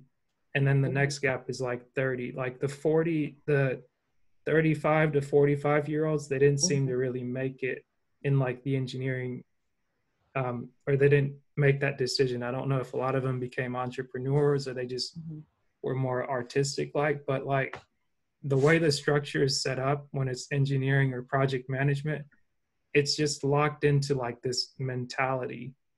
And the first thing that comes to mind is like a slave mentality, Mm-hmm. but that's probably not the right word. But there's something about, like I've worked with great project managers, and then at the same time I've worked with others that just the way they talk about the people that work for them, Mm-hmm. it's like they just feel like they can push them around and do whatever. And I'm like, some people are going to do that because they have to, like, they'll bear it and grin their teeth because it's like they have to do this. Like, they haven't put their money in other places where it can work for them, or Mm-hmm. they don't understand that there's another option. And Mm-hmm. some people, I mean, they just enjoy the work. Like, I enjoy working outside, I enjoy solving problems. But the one thing that I have a hang up on is like, I don't like solving a problem for somebody that feels like they can just control your life at any moment's notice. Like, I'm going to be Yeah. going back into engineering, but like, I don't want to ever put myself in a position where somebody can just come talk to me sideways. And I'm like, that might, back to the insecurity thing, that might be something that they have internally, but like, Mm-hmm. and not to be ungrateful, but it's like, as you begin to know who you are, you kind of just build that confidence to say, like, no, I don't need to come here and beg you, because like, Mm-hmm. and that's the conversation I had with a friend of mine. Like, he left the job, but he had a clear plan of like, okay, I'm already doing things to match my income and then some. And then Mm-hmm. as I'm leaving, I've already made like the transition. But I'll Yeah. send you her information. Yeah. I mean, do you have to ask her to send her information? Yeah. I'll double check just as a courtesy, because Yeah. I It don't would want to be. just say something and just be like, oh, hey, let me be a high eye or flamingo or social or like connect, and it's Yeah. That's like it. And so, they, since I substitute for nonverbal autistic kids, and mhm, I love it, but with my 13-year-old, my autistic son, he's got health issues, so he's out of school right now, and mhm, I won't. That's why I need a stay-at-home job, like I was telling you before. And so, honestly, I figured, okay, if I get my certification, then yeah, maybe mhm, I can get a job, but I already have the wherewithal, I already have the experience to do the work. It's just, how do I translate all my volunteer experience into experience so that where it makes sense on the resume. mhm. I've gotten a bunch of Yeah, no's, yes. I've gotten, no no's where I'm getting no answers, which the right. no in essence. Right. So, I don't know right now because I don't want to go back to school because then it puts off making money. Right. And then you, in order to go to school, you have to pay for school. So it's like, Right. Right. And then what do you you're not, do? you're just like, you're probably not into the mindset like, oh yeah, let me just go get another Yeah, loan I from Sally Mae. exactly, because now I can't even think straight to study to regurgitate information because that's all studying in school is Right. regurgitating information. Yeah. Um, so I don't know. I don't know right now. I mean, yeah, I could go work for Starbucks, but that's working outside the home. And then my son, if he has like Yeah. the heart, you know what I mean? So I'm Yeah. stuck. It's like I need a job where I can, if he has to go to the hospital, I can still work, and they're okay with that. You said Starbucks and I started texting Starbucks. I said, can I share your information with someone Starbucks. who's Starbucks? And I was like, what? I'm trying to multitask too much. So that's me. This is Gotcha. my world over here, trying to figure it all out and do it messy, no matter how messy it looks. I Yeah. have a couple videos to edit today that I will be putting up on my YouTube. I mean, yeah, my YouTube channel Mm-hmm. and Facebook and Do you do Instagram. Instagram? Do Yeah, you do? so Okay. Instagram too. Yeah. Gotcha. So do So you post it once a day, every day? I do Monday, Wednesdays, and Fridays. So Gotcha. Tuesdays and Thursdays are blogging days. I want to blog too. So, and Mm-hmm. I don't know if it's too much. I don't feel like it's too much. It's just getting a system down Yeah. so that, it's moving and I'm being consistent. How So, long? So you said blogging or vlogging? right, blogging. Okay. I So don't want when to vlog. you write it, gotcha. Well, I was gonna say the alternative that you could do instead of like doing a yeah, the first time I saw it, I was like, that's so weird. But like I know people, especially if you're an introvert, it's like if you can, and I think that's what they did in the brand prep, that the brand prep. Prep 2020. Sometimes I'm Yeah. like, I keep smashing the words together and it comes out weird. But the main thing I think when I started going through the lesson just in December because I kind of jumped on the bandwagon late. But the main thing they highlighted is like work within your strength. If you're and if like blogging is something that works well for you, do that. And like I just wanted to do the podcast thing because I listen to so many and I Yeah. get so much value from it to where I'm like, hey, what if I did it? And just from a different perspective. Hmm. And like the one that I listen to a lot of, Joe Rogan, like he's always encouraging I people to love do it. Joe Rogan. Yeah. Yeah. And it's He's that like, one that is like, he's an extrovert and he's like, just effing do it already. right. He's just like, shut up and do it. Like I re-listened to one with him. It was him, Donnell Rollins, and the RZA. And I Oh, was yes. like, oh my God. I had to listen to that thing twice over because it's like the energy from like Donnell Rollins and Joe Rogan. And then you have the RZA that just comes in Yeah. there where he's educating. I'm like, man.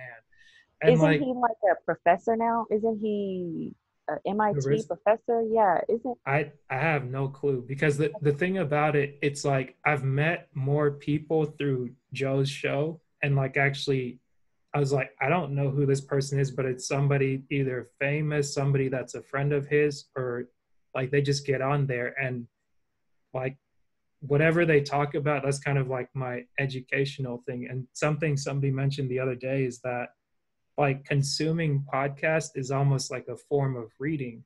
Like yeah. because a lot of people talk about reading a whole bunch of books, but like I try to narrow it down to just read and apply what I'm reading rather than Hmm. just consuming the information. And then, yeah, I wouldn't be surprised if he is though. I But, think he is. I'm not sure, but I really do think he's either MIT mhm, professor. And I'm like, I didn't realize he was that intelligent. right. I never occurred to me, but yeah, yeah. But that conversation that they had, it was like the I know a lot of people get turned off by like cussing or cursing, and like I have for a big part, but one thing that I'm understanding, like I don't do it here, Hmm. but or I don't do it usually. But one thing that I'm understanding about whether people cuss or whether they're expressing themselves and really kind of standing back and being like, you shouldn't do this, you shouldn't do that, don't. It's like when you sit down and you listen to what somebody's saying, whether it's a podcast, music, book, conversation, it's like, huh, like I never knew that. Mm-hmm. But if I just kind of shut somebody out or mute them all together at once, it's just like, oh, like they don't have anything important to say. It's like that very person that you're dismissing Mm-hmm. is the person that may have what you need. That's true. And like I see so many people kind of just go down that track where it's like, I've got all the answers, but I'm Mm-hmm. struggling.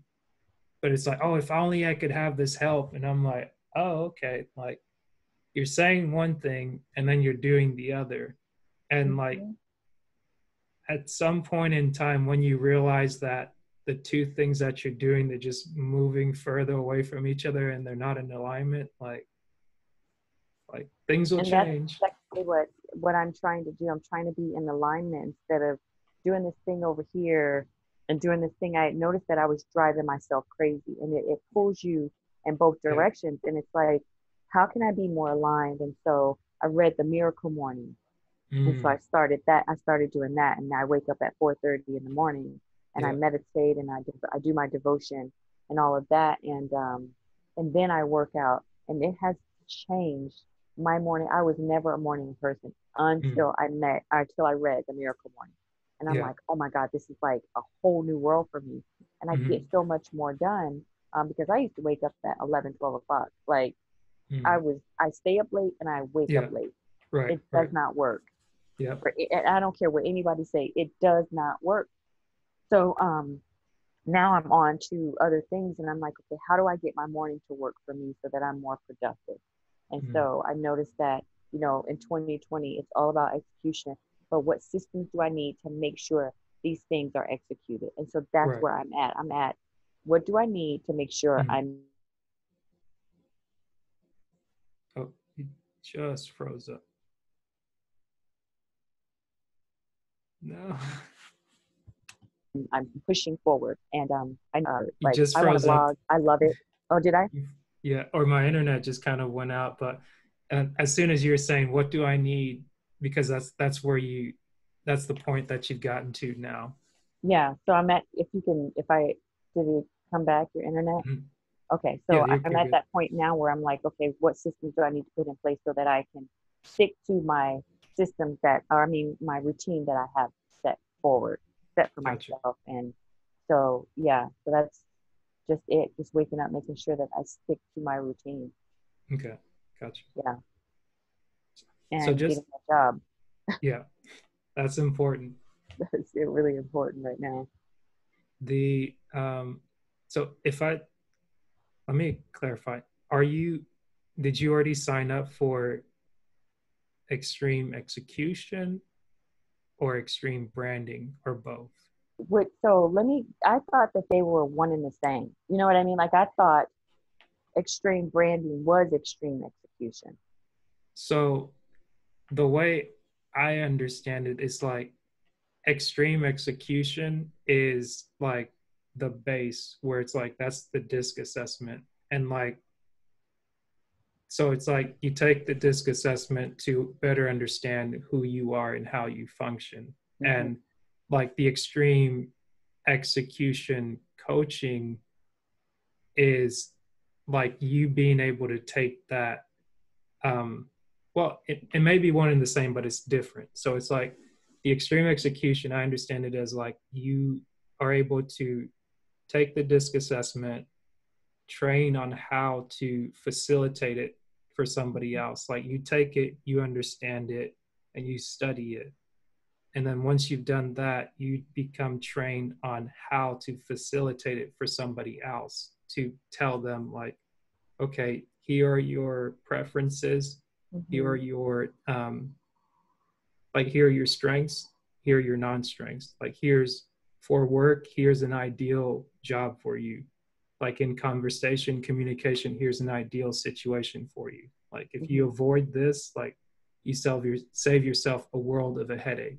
Mm-hmm. So now what the extreme branding is, I believe it's um, taking you yourself and understanding the people that you're talking to, how to talk to them. So it's like you brand your message to where different types of personalities can receive it. And then that's like a transaction there that you can do, that you can make. I think it was extreme branding is what I signed up for with Nikki and Jose and Right. Isaiah. I think that's his name, in Yeah. Yeah. Miami. Yeah. So, extreme execution, no, I haven't signed up. Gotcha. And then the one percenters, it would be my first year. I just found out about the one percenters like towards the end of end of Mm-hmm. last year. So I'll be doing that, like I said, in Houston this year. So That's you're just a going to 2 hour drive. you're doing to the conference? Yeah, in Okay. Houston. Gotcha. And so Okay. that's just a 2 hour drive for me.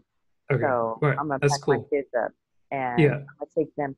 If I can, they're always Yeah. gonna be at these conferences because I think that to get it in their heads right now, Yeah. and as they grow up and they're always in these conferences, they are gonna be way ahead of their time. Yeah. And so that is my whole thing in making sure I'm in a place where I can make sure they're Yeah. that they're on their way. Right. So, and I'm also a John Maxwell life coach. Okay. So I just So I haven't so figured out let how me to ask you this: from how long have you been a John Maxwell life coach? Because I do think I met somebody once that was a John Maxwell life coach. a year. A year. Okay. Hmm. So then with that, do you have to do something throughout the year with it? Well, I mean, it's a continuous thing. Like you can always there is so much information with John Maxwell that Mm-hmm. you'll never stop learning ever. Right. And so right now I'm studying As a Man Thinketh, Mm-hmm. Oh yeah, that's a and good one. that is oh my goodness, that's so good. It's so much information and so many little nuggets in that for a lifetime. It's a lifetime of Yeah. learning. And And so it's what, one, is it one page or like? it's like 20 pages. It's right here. It's like really thin. Mm, Like it's this yeah. thin book. I didn't And know, for some reason I got so stuck in school, like I didn't I feel like I didn't read my first book that I wanted to until I graduated college. mhm. And that was Who Moved My Cheese. Oh, okay. Yeah. And I only got that book from watching one of ET's videos where he was Mhm. talking about reading being a crossover. And I almost Mhm. turned the video off because I was like, my dad kept telling me that every single day, like at home. And it's like readers are leaders, this, that, and the other. And I was just like, I don't want to hear that. Like, I Mhm. just want to be motivated. I just want to feel good. But Mhm. then before I turned it off, I was like, okay, let me grow up a little bit. Like, let me stop being childish. And the thing that he said is that he quantified it. That's why it worked for me, because I'm like, I need to understand why or what this is going to do for me. And it was that the book Who Moved My Cheese is not only a book that's got an interesting title to it, Mhm. but it was something for your mindset. Mhm. Because in the book, like, have you heard of it before? I've heard of Who Moved My Cheese. Yeah, I just don't have it. I've never read it Okay. before. Well, I mean, you can literally find it on YouTube. Oh, Like they, really? yeah, it's like they made a whole animated story of it. You go on YouTube, there's one or two different videos, but like it explains the story where you have four little characters, you have two mice and two little people, and they're navigating this maze trying to find their cheese or what they Mhm. associate cheese As as. their cheese. Yeah. Yeah. And it's like, if you, I think hearing the story by itself is great, but also hearing it within the full form of the book, which may be on there, is that the story is told um, at a high school reunion. And Mhm. like you basically have this class reunion coming together and they're talking about where they're at in life, like 10 years after graduating.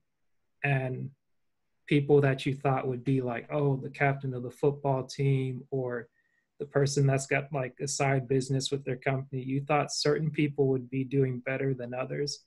Yeah. And that's not necessarily the case. And as they share this story, they have a discussion afterwards, kind of seeing where they identify themselves within it. And that essentially explained to them, um, like from that, it kind of gives you a deeper dive to where you not only read the story, or you not only Mm-hmm. hear the story, but then you have something to do with it. You have like an exercise you can practice. And then from that, um, I think they do an interview with the author, and he explains like why he wrote the book, how he wrote it. And one thing that just stuck out to me was that he had the book, but it took him like 15 years to write it, because he lived out that book. And Yeah. essentially it just made sense for him to write it in like cartoon form, or make it like a simple story, because like very simple stories, or I'm sure you having kids, you watch like children's movies and things like that. Like when somebody really Mm-hmm. makes it well, you're like, oh, I'm going in here to watch it, a kid's movie. But then Mm-hmm. you go and you watch something like Inside Out and be like walking out of there boo-hooing and crying. It's like, I was going in here to take my child, to make them feel good, and then you got me in here like remembering like invisible friends, and now I'm Yeah. like having PTSD, remembering like what did I do like Mm-hmm. to my Yeah. childhood friends and So he imaginary. relates. I love authors like that because then you could just, it takes you to a place. That's a good author. And they could take Yeah, you to a place and you actually follow. yeah, And you're like, wow, I didn't even expect that. And they just, yeah, before you know it, you're in it. I yeah. love that about an author. And that's why I read, because Mhm. books take you to places where nothing else can. Yeah. Nobody else can. Um, and I And implemented this reading program at the elementary school. And it's because I want kids to know that reading can take you places that nothing else can or nobody else right. can. Just read. Hmm. Even if it's to listening to a podcast, or I do audiobooks. Like Yeah, if I'm all on a day. long drive, I'm Yeah, audiobooking it. yeah, Yeah. I just can't take notes like I'm a note taker. I'm like, oh, I right. just want to write that down. So I'm glad that Audible has bookmarks. So you can Yeah, you bookmark it just and sit go there, back boop, to boop, boop. Just during yeah, the drive, it's like boop, boop. yeah. It's like I'll flip back through it, or at least I know like where I stopped or where I heard Mhm. something good, Mhm. and then you can just kind of scroll through the bookmarks, personalize them later. Yeah. Yep. Yep. Yep. That's so true. That's so. Well, I can't wait to actually meet you in person, and Likewise.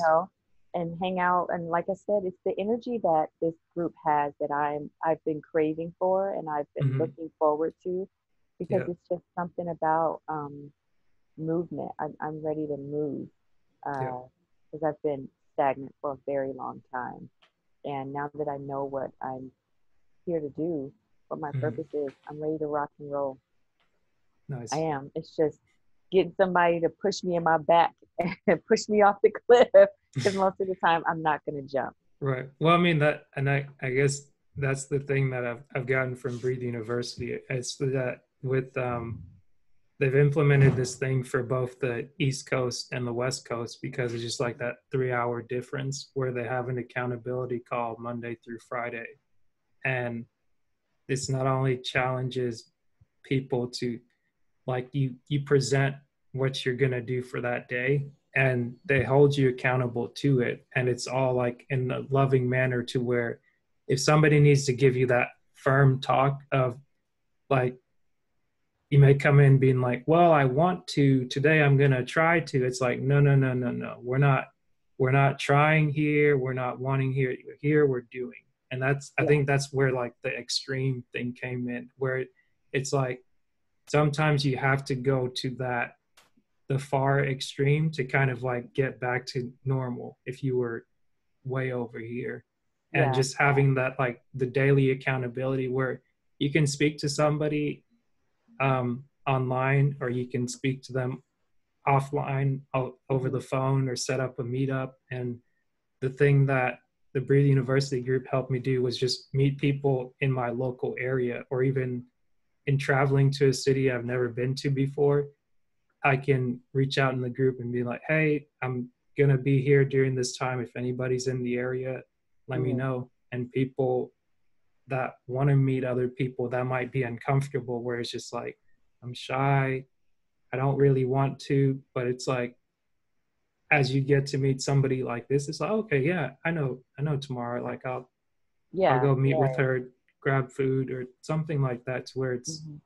it kind of dispels some of the um, apprehension, and at the Right. same time, it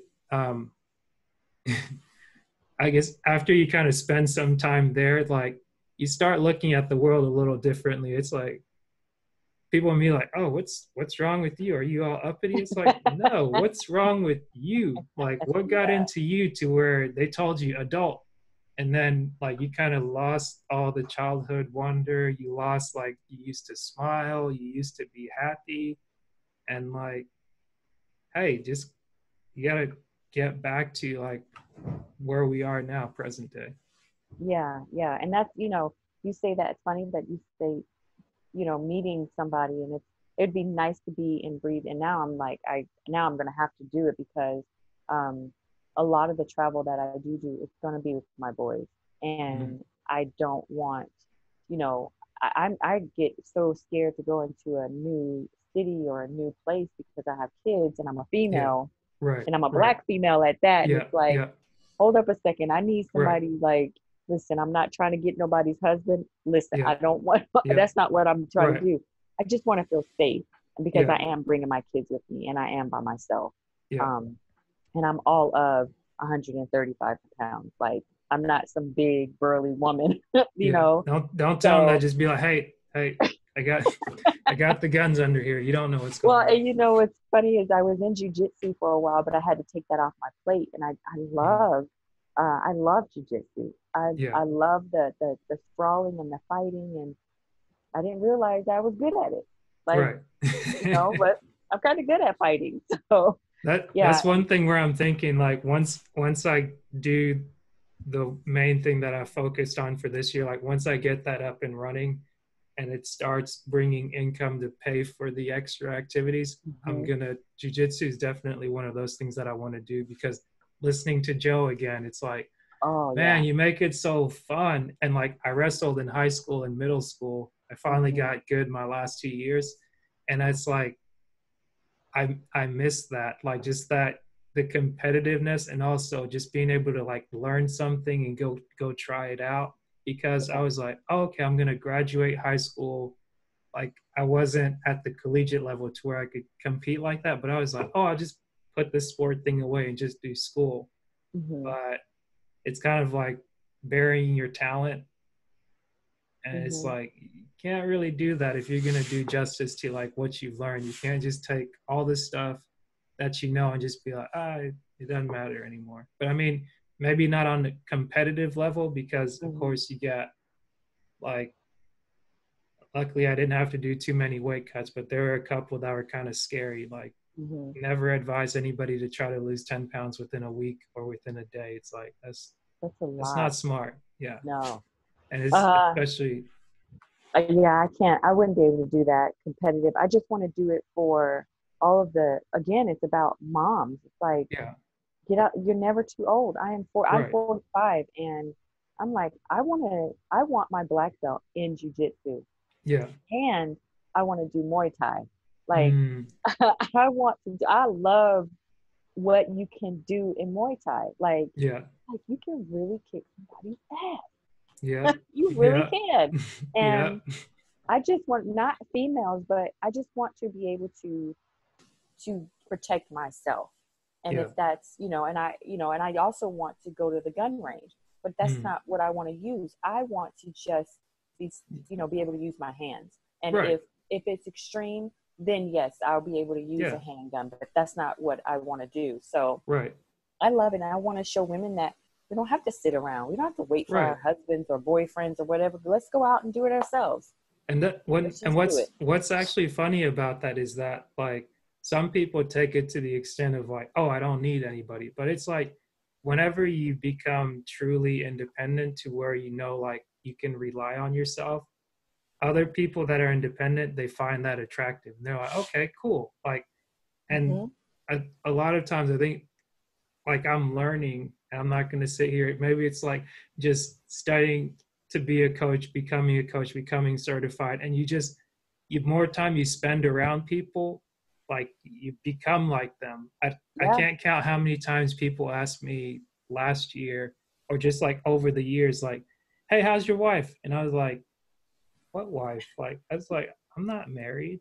Mm-hmm. And they're like, "Oh, okay, my bad." And like another person and another person, I'm like, and then I told it to the guys on the prayer line that I get on the line with every morning, and one of the guys just laughed and he's like, "Hey, you become the people you're around because the majority of them are strong black men that are all married. They respect their wives.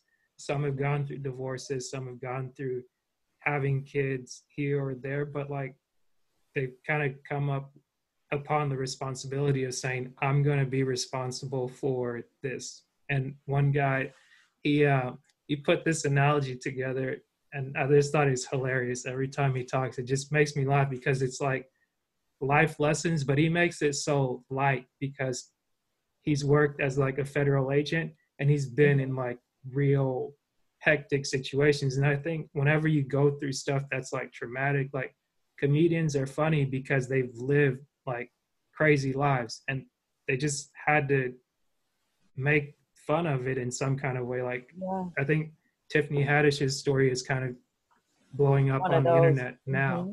But it's like that's her thing that she was like, oh, okay, if I'm funny, people will like me. Mm-hmm. And Yeah. one of the things that he said, they had a marriage conference in Chicago, I think this past weekend, and he was talking to a guy at the gym, and he's like, "Hey man, you gonna come to this conference?" And he's like, I don't think that's for me." He's like, I don't know about all that." He's like, "Hey man, look, whatever you think you did, like everybody in this gym's already done that. It's like Mm-hmm.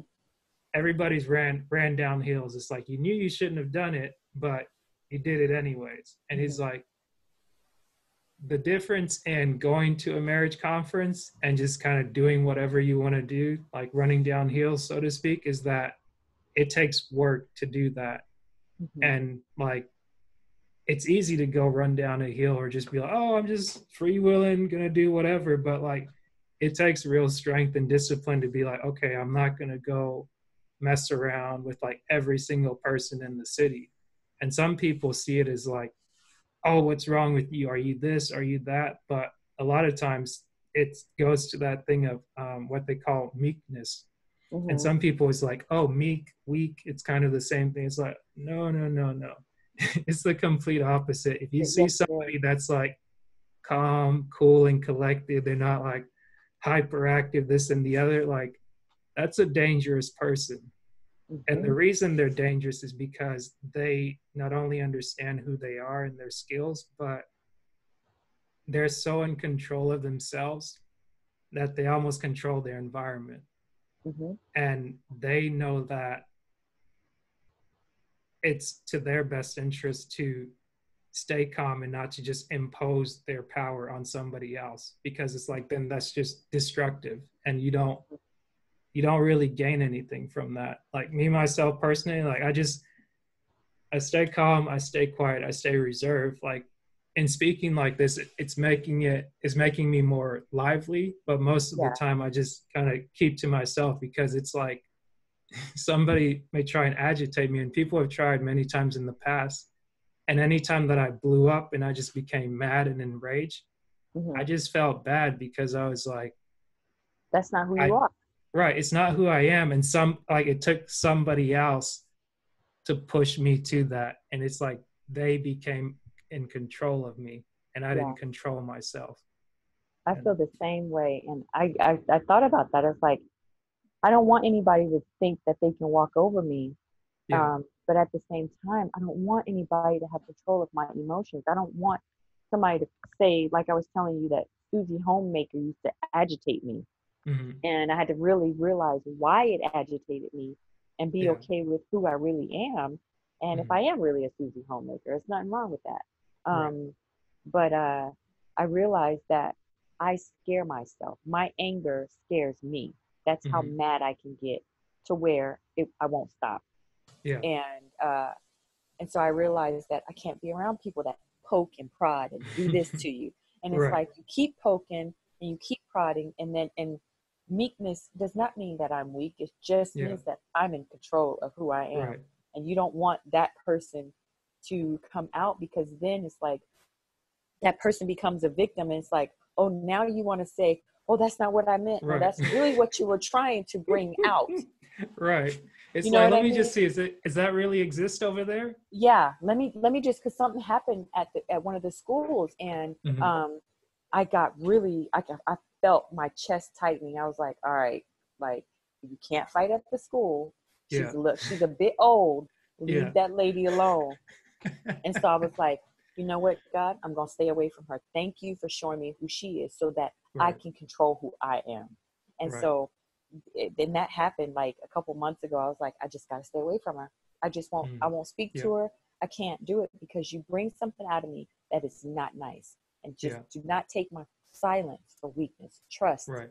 Trust that I will mop this complete school with your whole, and I will not, and then I'll be like, listen, I need to withdraw my son. We're not coming back, because Right. I done acted a complete fool. Right. And so I Right. can't allow people to take control of me. Yeah, that's Yeah. so true. Sometimes I wonder, I was like, for some people, it seems like it's a healthy sort of control. But like, for instance, when we were talking Joe Rogan earlier, I watched the thing that really pushed me over the edge to like record the first episode of the podcast was from watching his interviews with Jordan Peterson. And so Jordan Peterson, he's a clinical psychologist and a professor out of Canada. Hmm. And the reason he kind of came up, like they kept meeting, was that his conversations are very enlightening because he understands kind of like the extreme execution, extreme branding, disc assessment. He understands like the personalities of people. And Hmm. in addition to doing like the boundaries assessment, I signed up for his program online, and they just kind of put it out there for like $7, and it's called self-authoring, and it helps you to really go back to your like plan for your future, look at your present, and go back to your past and kind of deal with things that maybe you're not able to deal with the person like one on one if they're just standoffish, but like it encourages you to author your life and basically write for yourself like these are the things that I've gone through and going through, would like to go through maybe.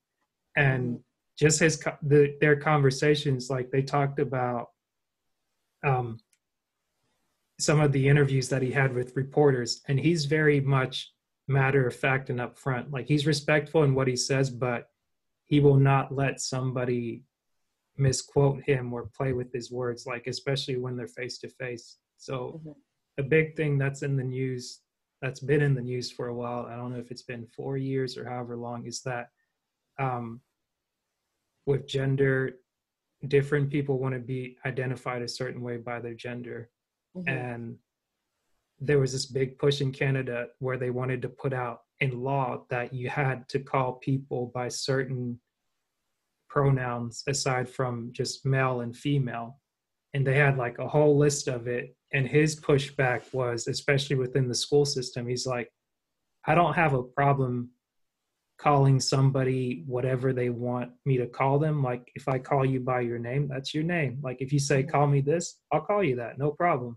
But it's Hmm. like, once you take it a step further and you start mandating into law that you have to use these things that just didn't exist yesterday and now you just made them exist, it's like you're going from like democracy to Marxism and things that essentially created like a Soviet Union, created like the bad part of Germany that people keep bringing up. And it's like with him being like a clinical psychologist and historian, like that actually studies this stuff, he took it from like, here's where this goes here, because a lot of people especially in the news and media, they kept questioning him. They kept just being like, oh, like, are you against women? Are you against people's rights? Are you against this? And he's like, no, like, there are natural laws, and it's like biologically, um, there's like women and men, they're not the same thing. And there's Mm-hmm. natural things that women do, and there's natural things that men do. There's a portion of the population of men that's maybe more masculine and some are more feminine, and then vice versa for women. But it's like the ones that are kind of closer to the opposite, they're kind of on the far extremes. Mm-hmm. But if you want to take the extreme and make it the norm, it's like you're trying to completely reinvent nature. Hmm.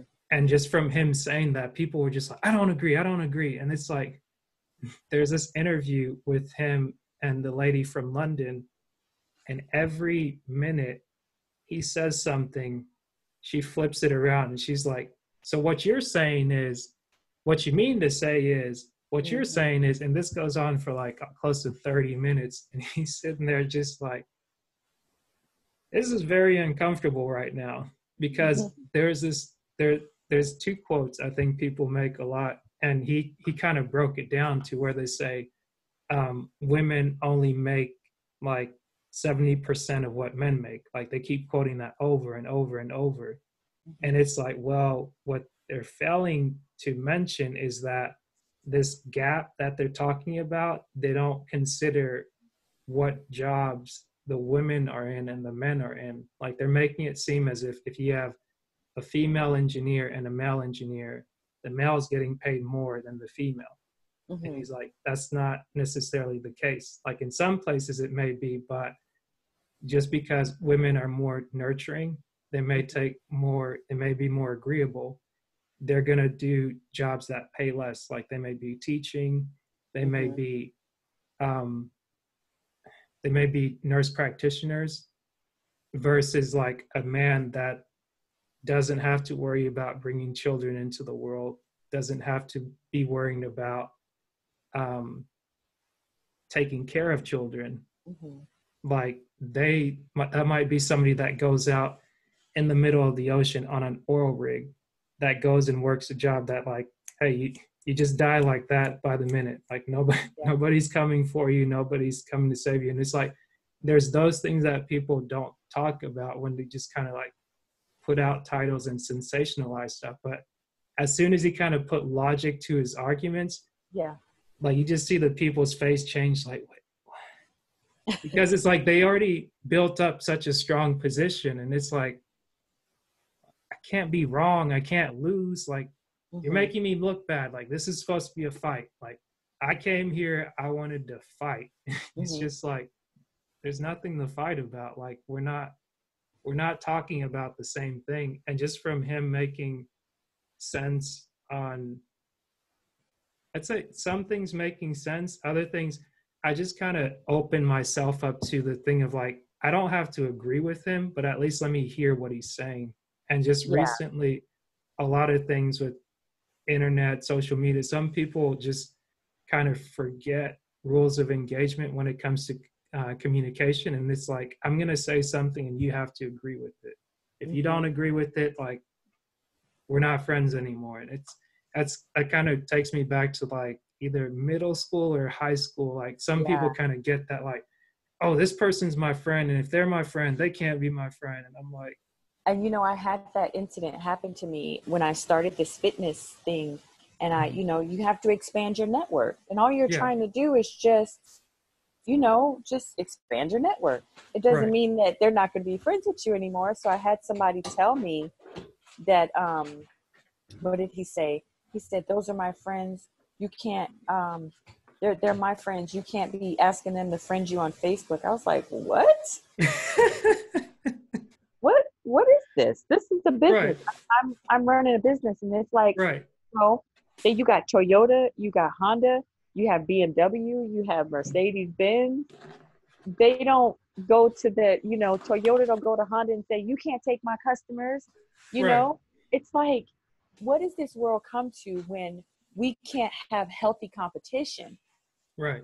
And I had to just say, you know what? I'm not going to mess with you anymore because, that's not what I'm here for. I'm here to grow my business, grow myself, and help whom I can help. And I realized that, my people are going to be for my people. But this millennial thing, this social media thing, Yeah. just kind of messes up, it muddies the water, so to speak. And it's like, Yeah. what are we even doing? And so And that's when I started changing my mind and using social media for business. I'm not, right.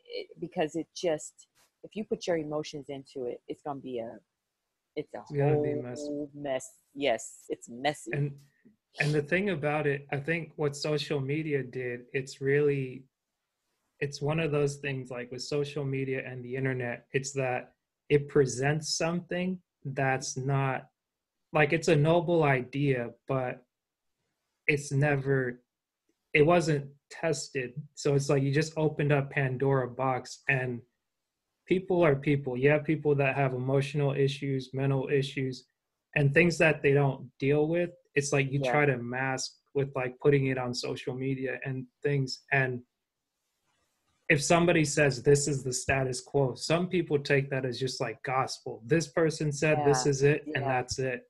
But then, like, the things that you kind of learn in school, some people learn it at home, like situational awareness, critical thinking. It's like that's kind of gone to the wayside. But it's like those are the things that are going to save you. Like, I heard a comedian make this joke where it was that if we happen to be living among tigers or lions, like, people wouldn't just be walking around texting on their phone anymore. It's like, oh crap, there's a lion, like I better run, like I better do something. So saying things like, they came out with this Pokemon game years ago, and I think it's called Pokemon Go, and people just, Oh yeah. they started walking into traffic or different things like that because they were just focused on it.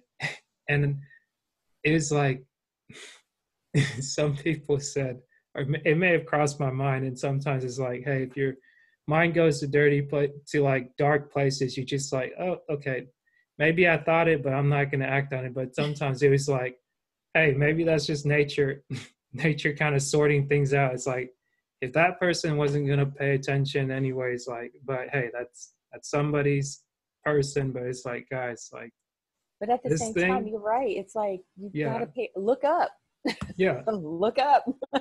Like, I can't, like, and that's the thing where it's like the, and it's weird because the people that created it, although they may have come up with a noble idea, there's no kind of accountability for what essentially they created. Because not only, it seems like the few people that have been able to recognize that what social media is doing to them and being able to adapt, they, it took a minute, but like they snapped out of it. But the whole system or structure that they've set up is to keep you locked into that, because it's like, if we just keep the money going and the dollars and things like that, then we got you hooked. And it's like, whenever that's brought into conversation, I think they had Mark Zuckerberg or somebody in court just asking basic questions. Is my video lagging? No. Okay, gotcha. Not on my But end. It's just certain nuances in life. It's like when it's not dealt with and you kind of just leave it to people. Like, a lot of people never grew up to like true adulthood. So That's true.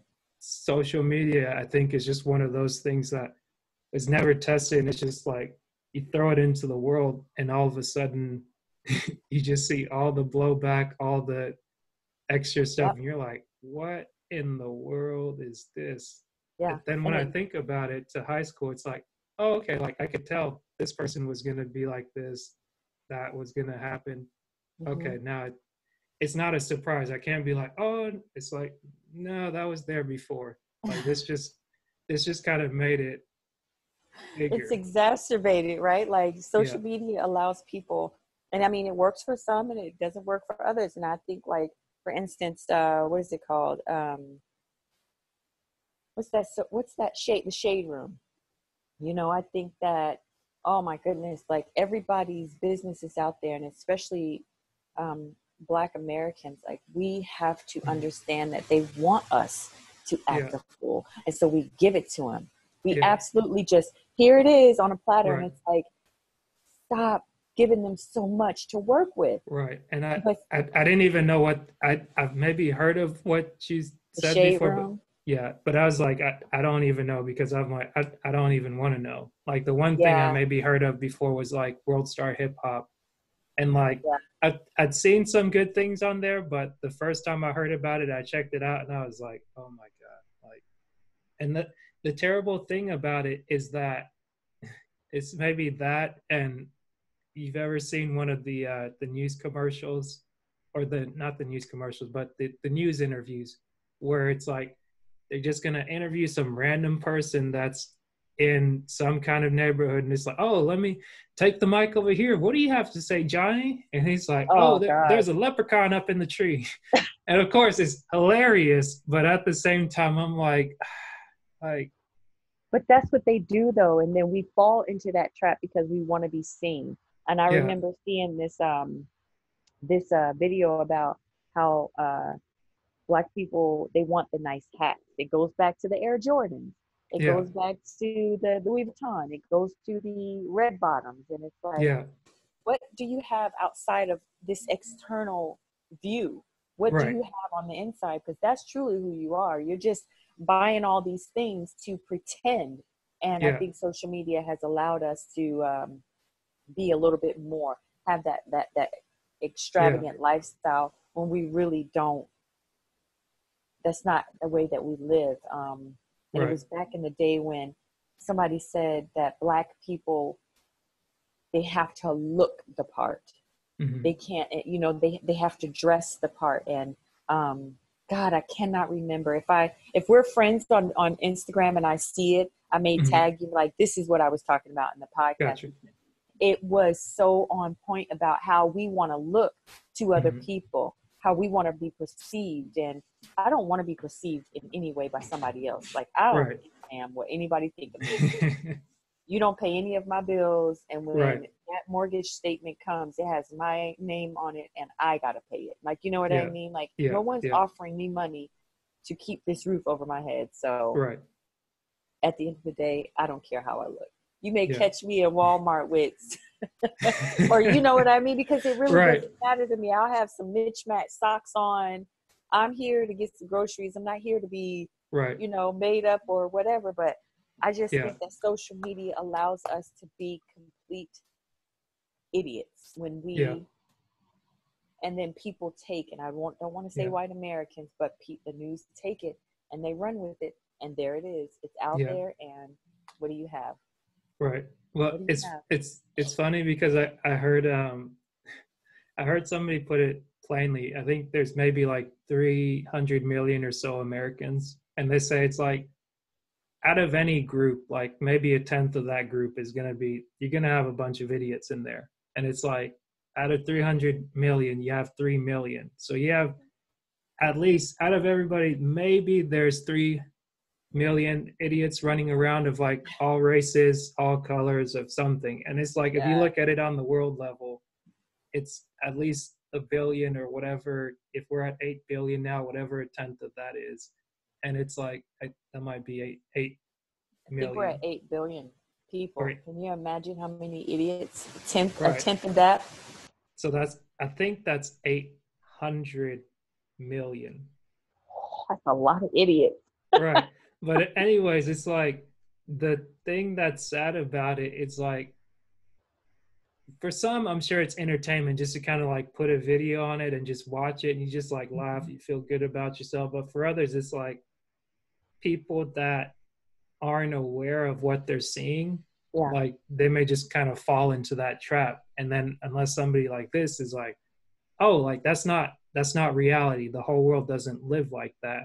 Hmm. And maybe that's not talked about enough times, where people just look at like, oh, the good, the bad, the ugly, like that's all that's there. It's like there's a lot of gray out here that happens, A and lot. people, and just like that's why being able to join groups like this where you meet people that have mutual interest, or people that have the interest of like, okay, this isn't working, I need to do something different. And Mm-hmm. it might be in completely different fields, but it's kind of bringing itself back together.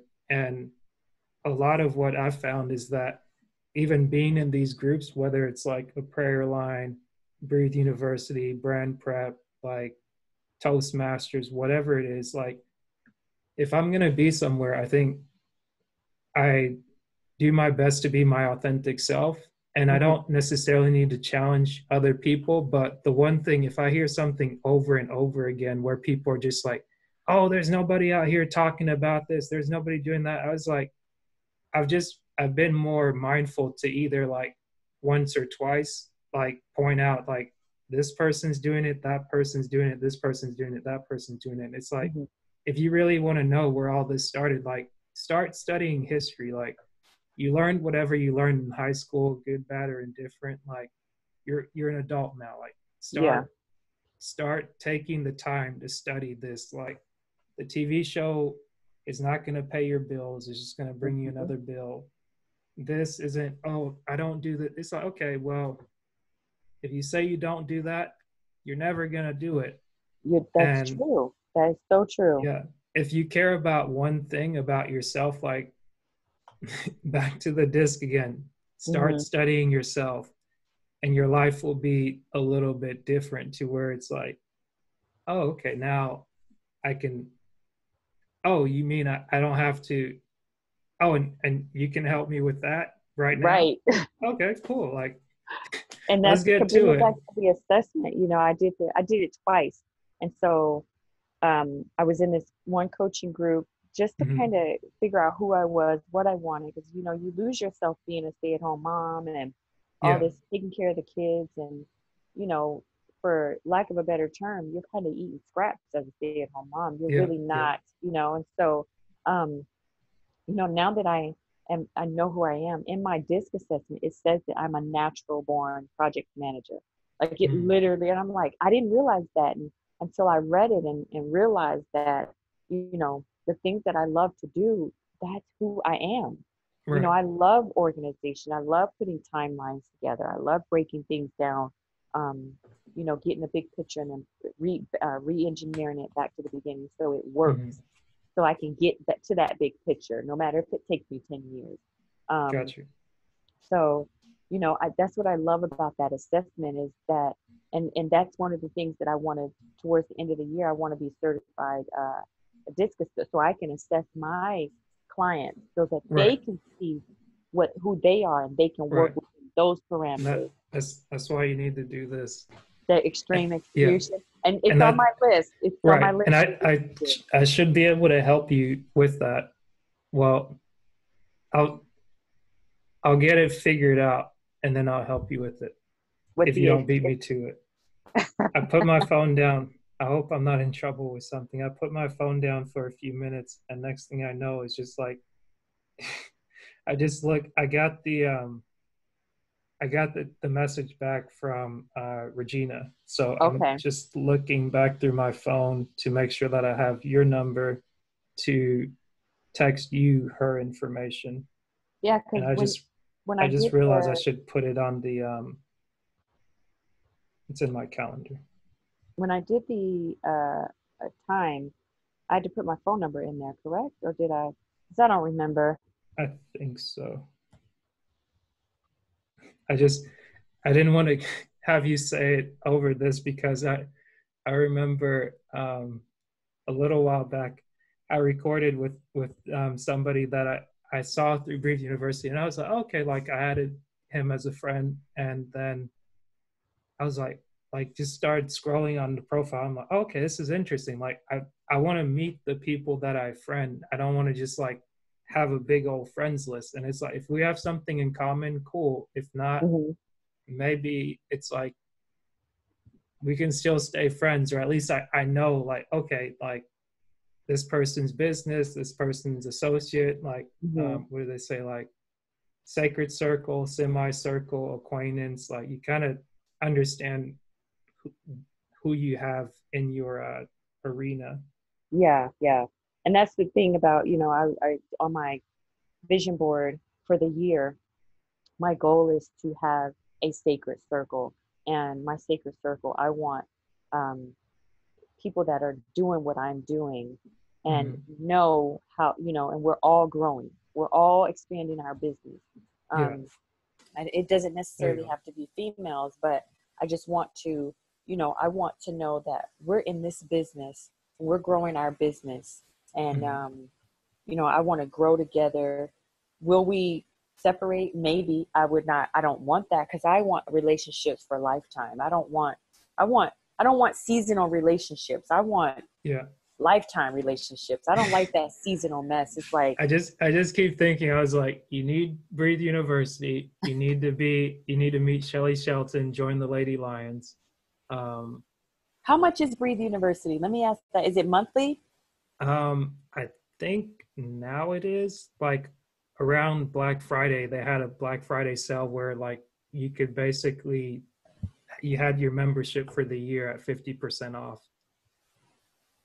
But I want to say right now it's monthly, and they have three different tiers to it. Like the 1% is the entry level, then you have the strive, and then survive. Okay. Yeah, because my cousin told me about it, and I was like, I don't think I'm ready. And that was in 2017. And I was Uh-oh. like, I don't think I'm ready. I don't think I'm ready. And I was like, I have to see, and now I'm like, well, now I'm ready. I'm ready to Yeah. go. I'm ready. And it took some time because my mom passed away in 2017, right? Mm-hmm. No, 2018. Yeah. So this is she'll be, God, it goes by so fast.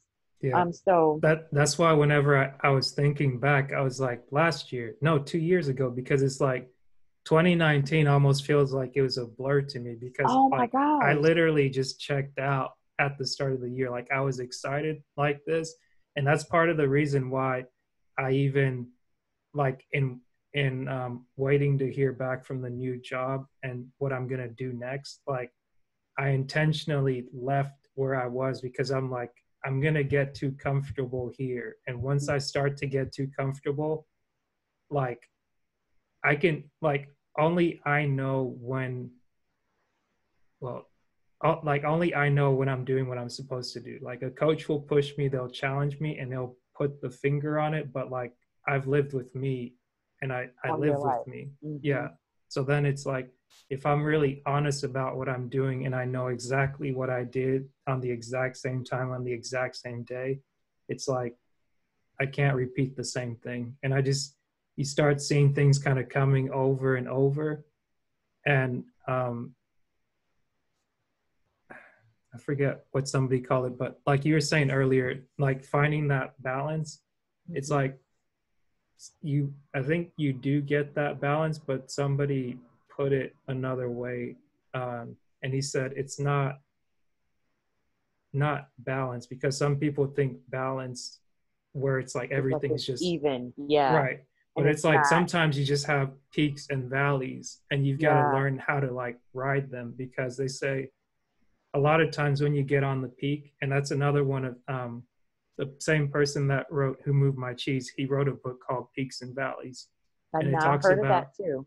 you've got to know, and that's another book that's like 20 pages or less than Hmm. an hour. Hmm. But like you got to be able to appreciate the valleys as much as the peak, because each one brings different things. And a lot of times the valley gets associated with like darkness, where things are just like confusing. It feels like you got a million different things going on, your head's about to like pop off, it's on Oh, yeah. fire.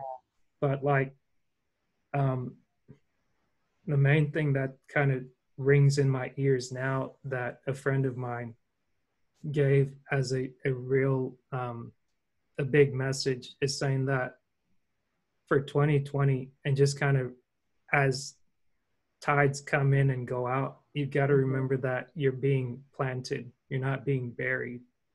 And although it may feel like this is coming on and this is coming on and that's coming on, like so long as you have like your focus, you have your sanity and like that sense of direction, you got to remind yourself that you're being planted, you're not being buried, because it's like when you get planted, it's like darkness. Like Mm-hmm. whenever a seed is going to grow in the In the soil, yeah, in the soil, it has to be planted.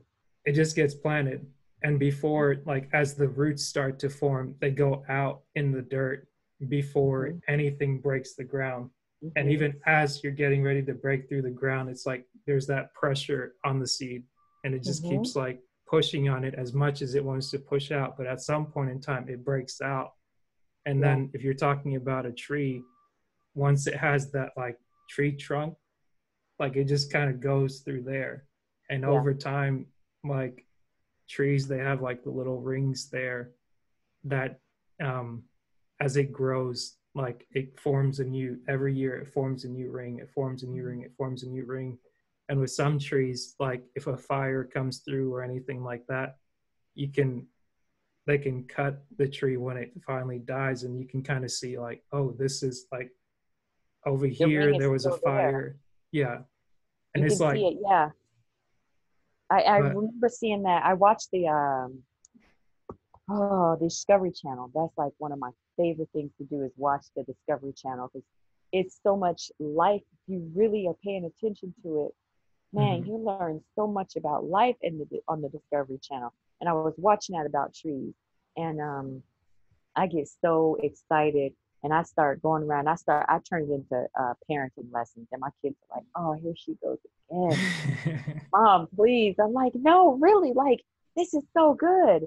Um, so I yeah, just sent you the message, the okay, her contact. okay. So she said it was okay. Yeah, yeah. So Just reach out to her. I'm gonna ask her about Breathe University too. Yeah, she's definitely a great person to talk to because she's also a mom. I don't know if she Awesome. has 2 or 3 boys, but she's a great help. And that's, I want to let her know that I'm not afraid to relocate. Like I for a job, I will Mhm. relocate as long as Oh my yeah, kids she's are good to go. I'm good. yeah, I'll work, I'll do my thing as long as I can take care of my kids. Like I'm good to go. yeah. So it's a 202 number and a 301 number, which Either one. Yeah, okay. So I'll make sure I I contact her. And then I'll save your number in my phone. And yours is 706, right? yep, yep. Okay. So this is good. And your last name is it's not Choa, it's Choa. Chua, Chua. Chua. Yeah, Chua. it's silent T. Silent T. Okay. Just one of those had to be different. Yes. And nothing wrong with it. But I what do not want to butcher it. what's your last name? My last name is Stehancic. I was going to say something else or add something to that, but I'm not going to do that. Gotcha. You may have to text it back to me if you will, Okay. because I was gonna say I don't know too many Tamaras, but I actually did meet a Tamara last year, like around November at one of the this, they had this event in Atlanta called IG Post Exchange, Mm-hmm. and it was really cool because the person that ran it or like hosted it, I met him through Breathe University, like going through one of the events that ET did, Mm-hmm. and he was one of the speakers. And his thing is that he teaches entrepreneurs, and the entire purpose of the event was to have people come in that were entrepreneurial. They're working in their fields, either creating businesses, and you basically came in and you were given a bingo card. And the Mm-hmm. purpose was that you need to build a team as an entrepreneur. So going back to like, what do you need? Like, here's what you do. What do you need? Do you need a videographer? Do you need somebody to help you like brand yourself? Do you need an accountant? Do you need Mm-hmm. like a tax attorney? like any of that stuff. And basically it's to help you, like encourage you to go around. You meet maybe a complete stranger, but kind of the beauty of like social media, it's really supposed to be fun, sociable, and you just like, okay, you go live and you tag the person in it, like, hey guys, I'm out here at this event, the IG post exchange, meeting this person so and so, and then they shout you out on their Instagram. And the idea behind that, I think, was that whoever you have in your following, if it's like 5 or 10 or less than 1,000 people, they they know you and they kind of see what you do, whether it's like your immediate friends and family. Like now they're interested in seeing, they're introduced to somebody else that's new to your circle. And then from that, they had people at the event that has people with less than 1,000 fans, people from 1,000 to 10,000, and people with over like 500,000. There wasn't a lot of people with over 500,000. It was maybe like 3, but they were able to mix and mingle with you. And the thing that they were telling people was that there's more power in the under 1,000, because like you can just, we just feel like, okay, we're regular people, but it's like regular people just connecting with regular people. Like you start to disrupt something because you introduce each other to different each other's fan base, and that makes it more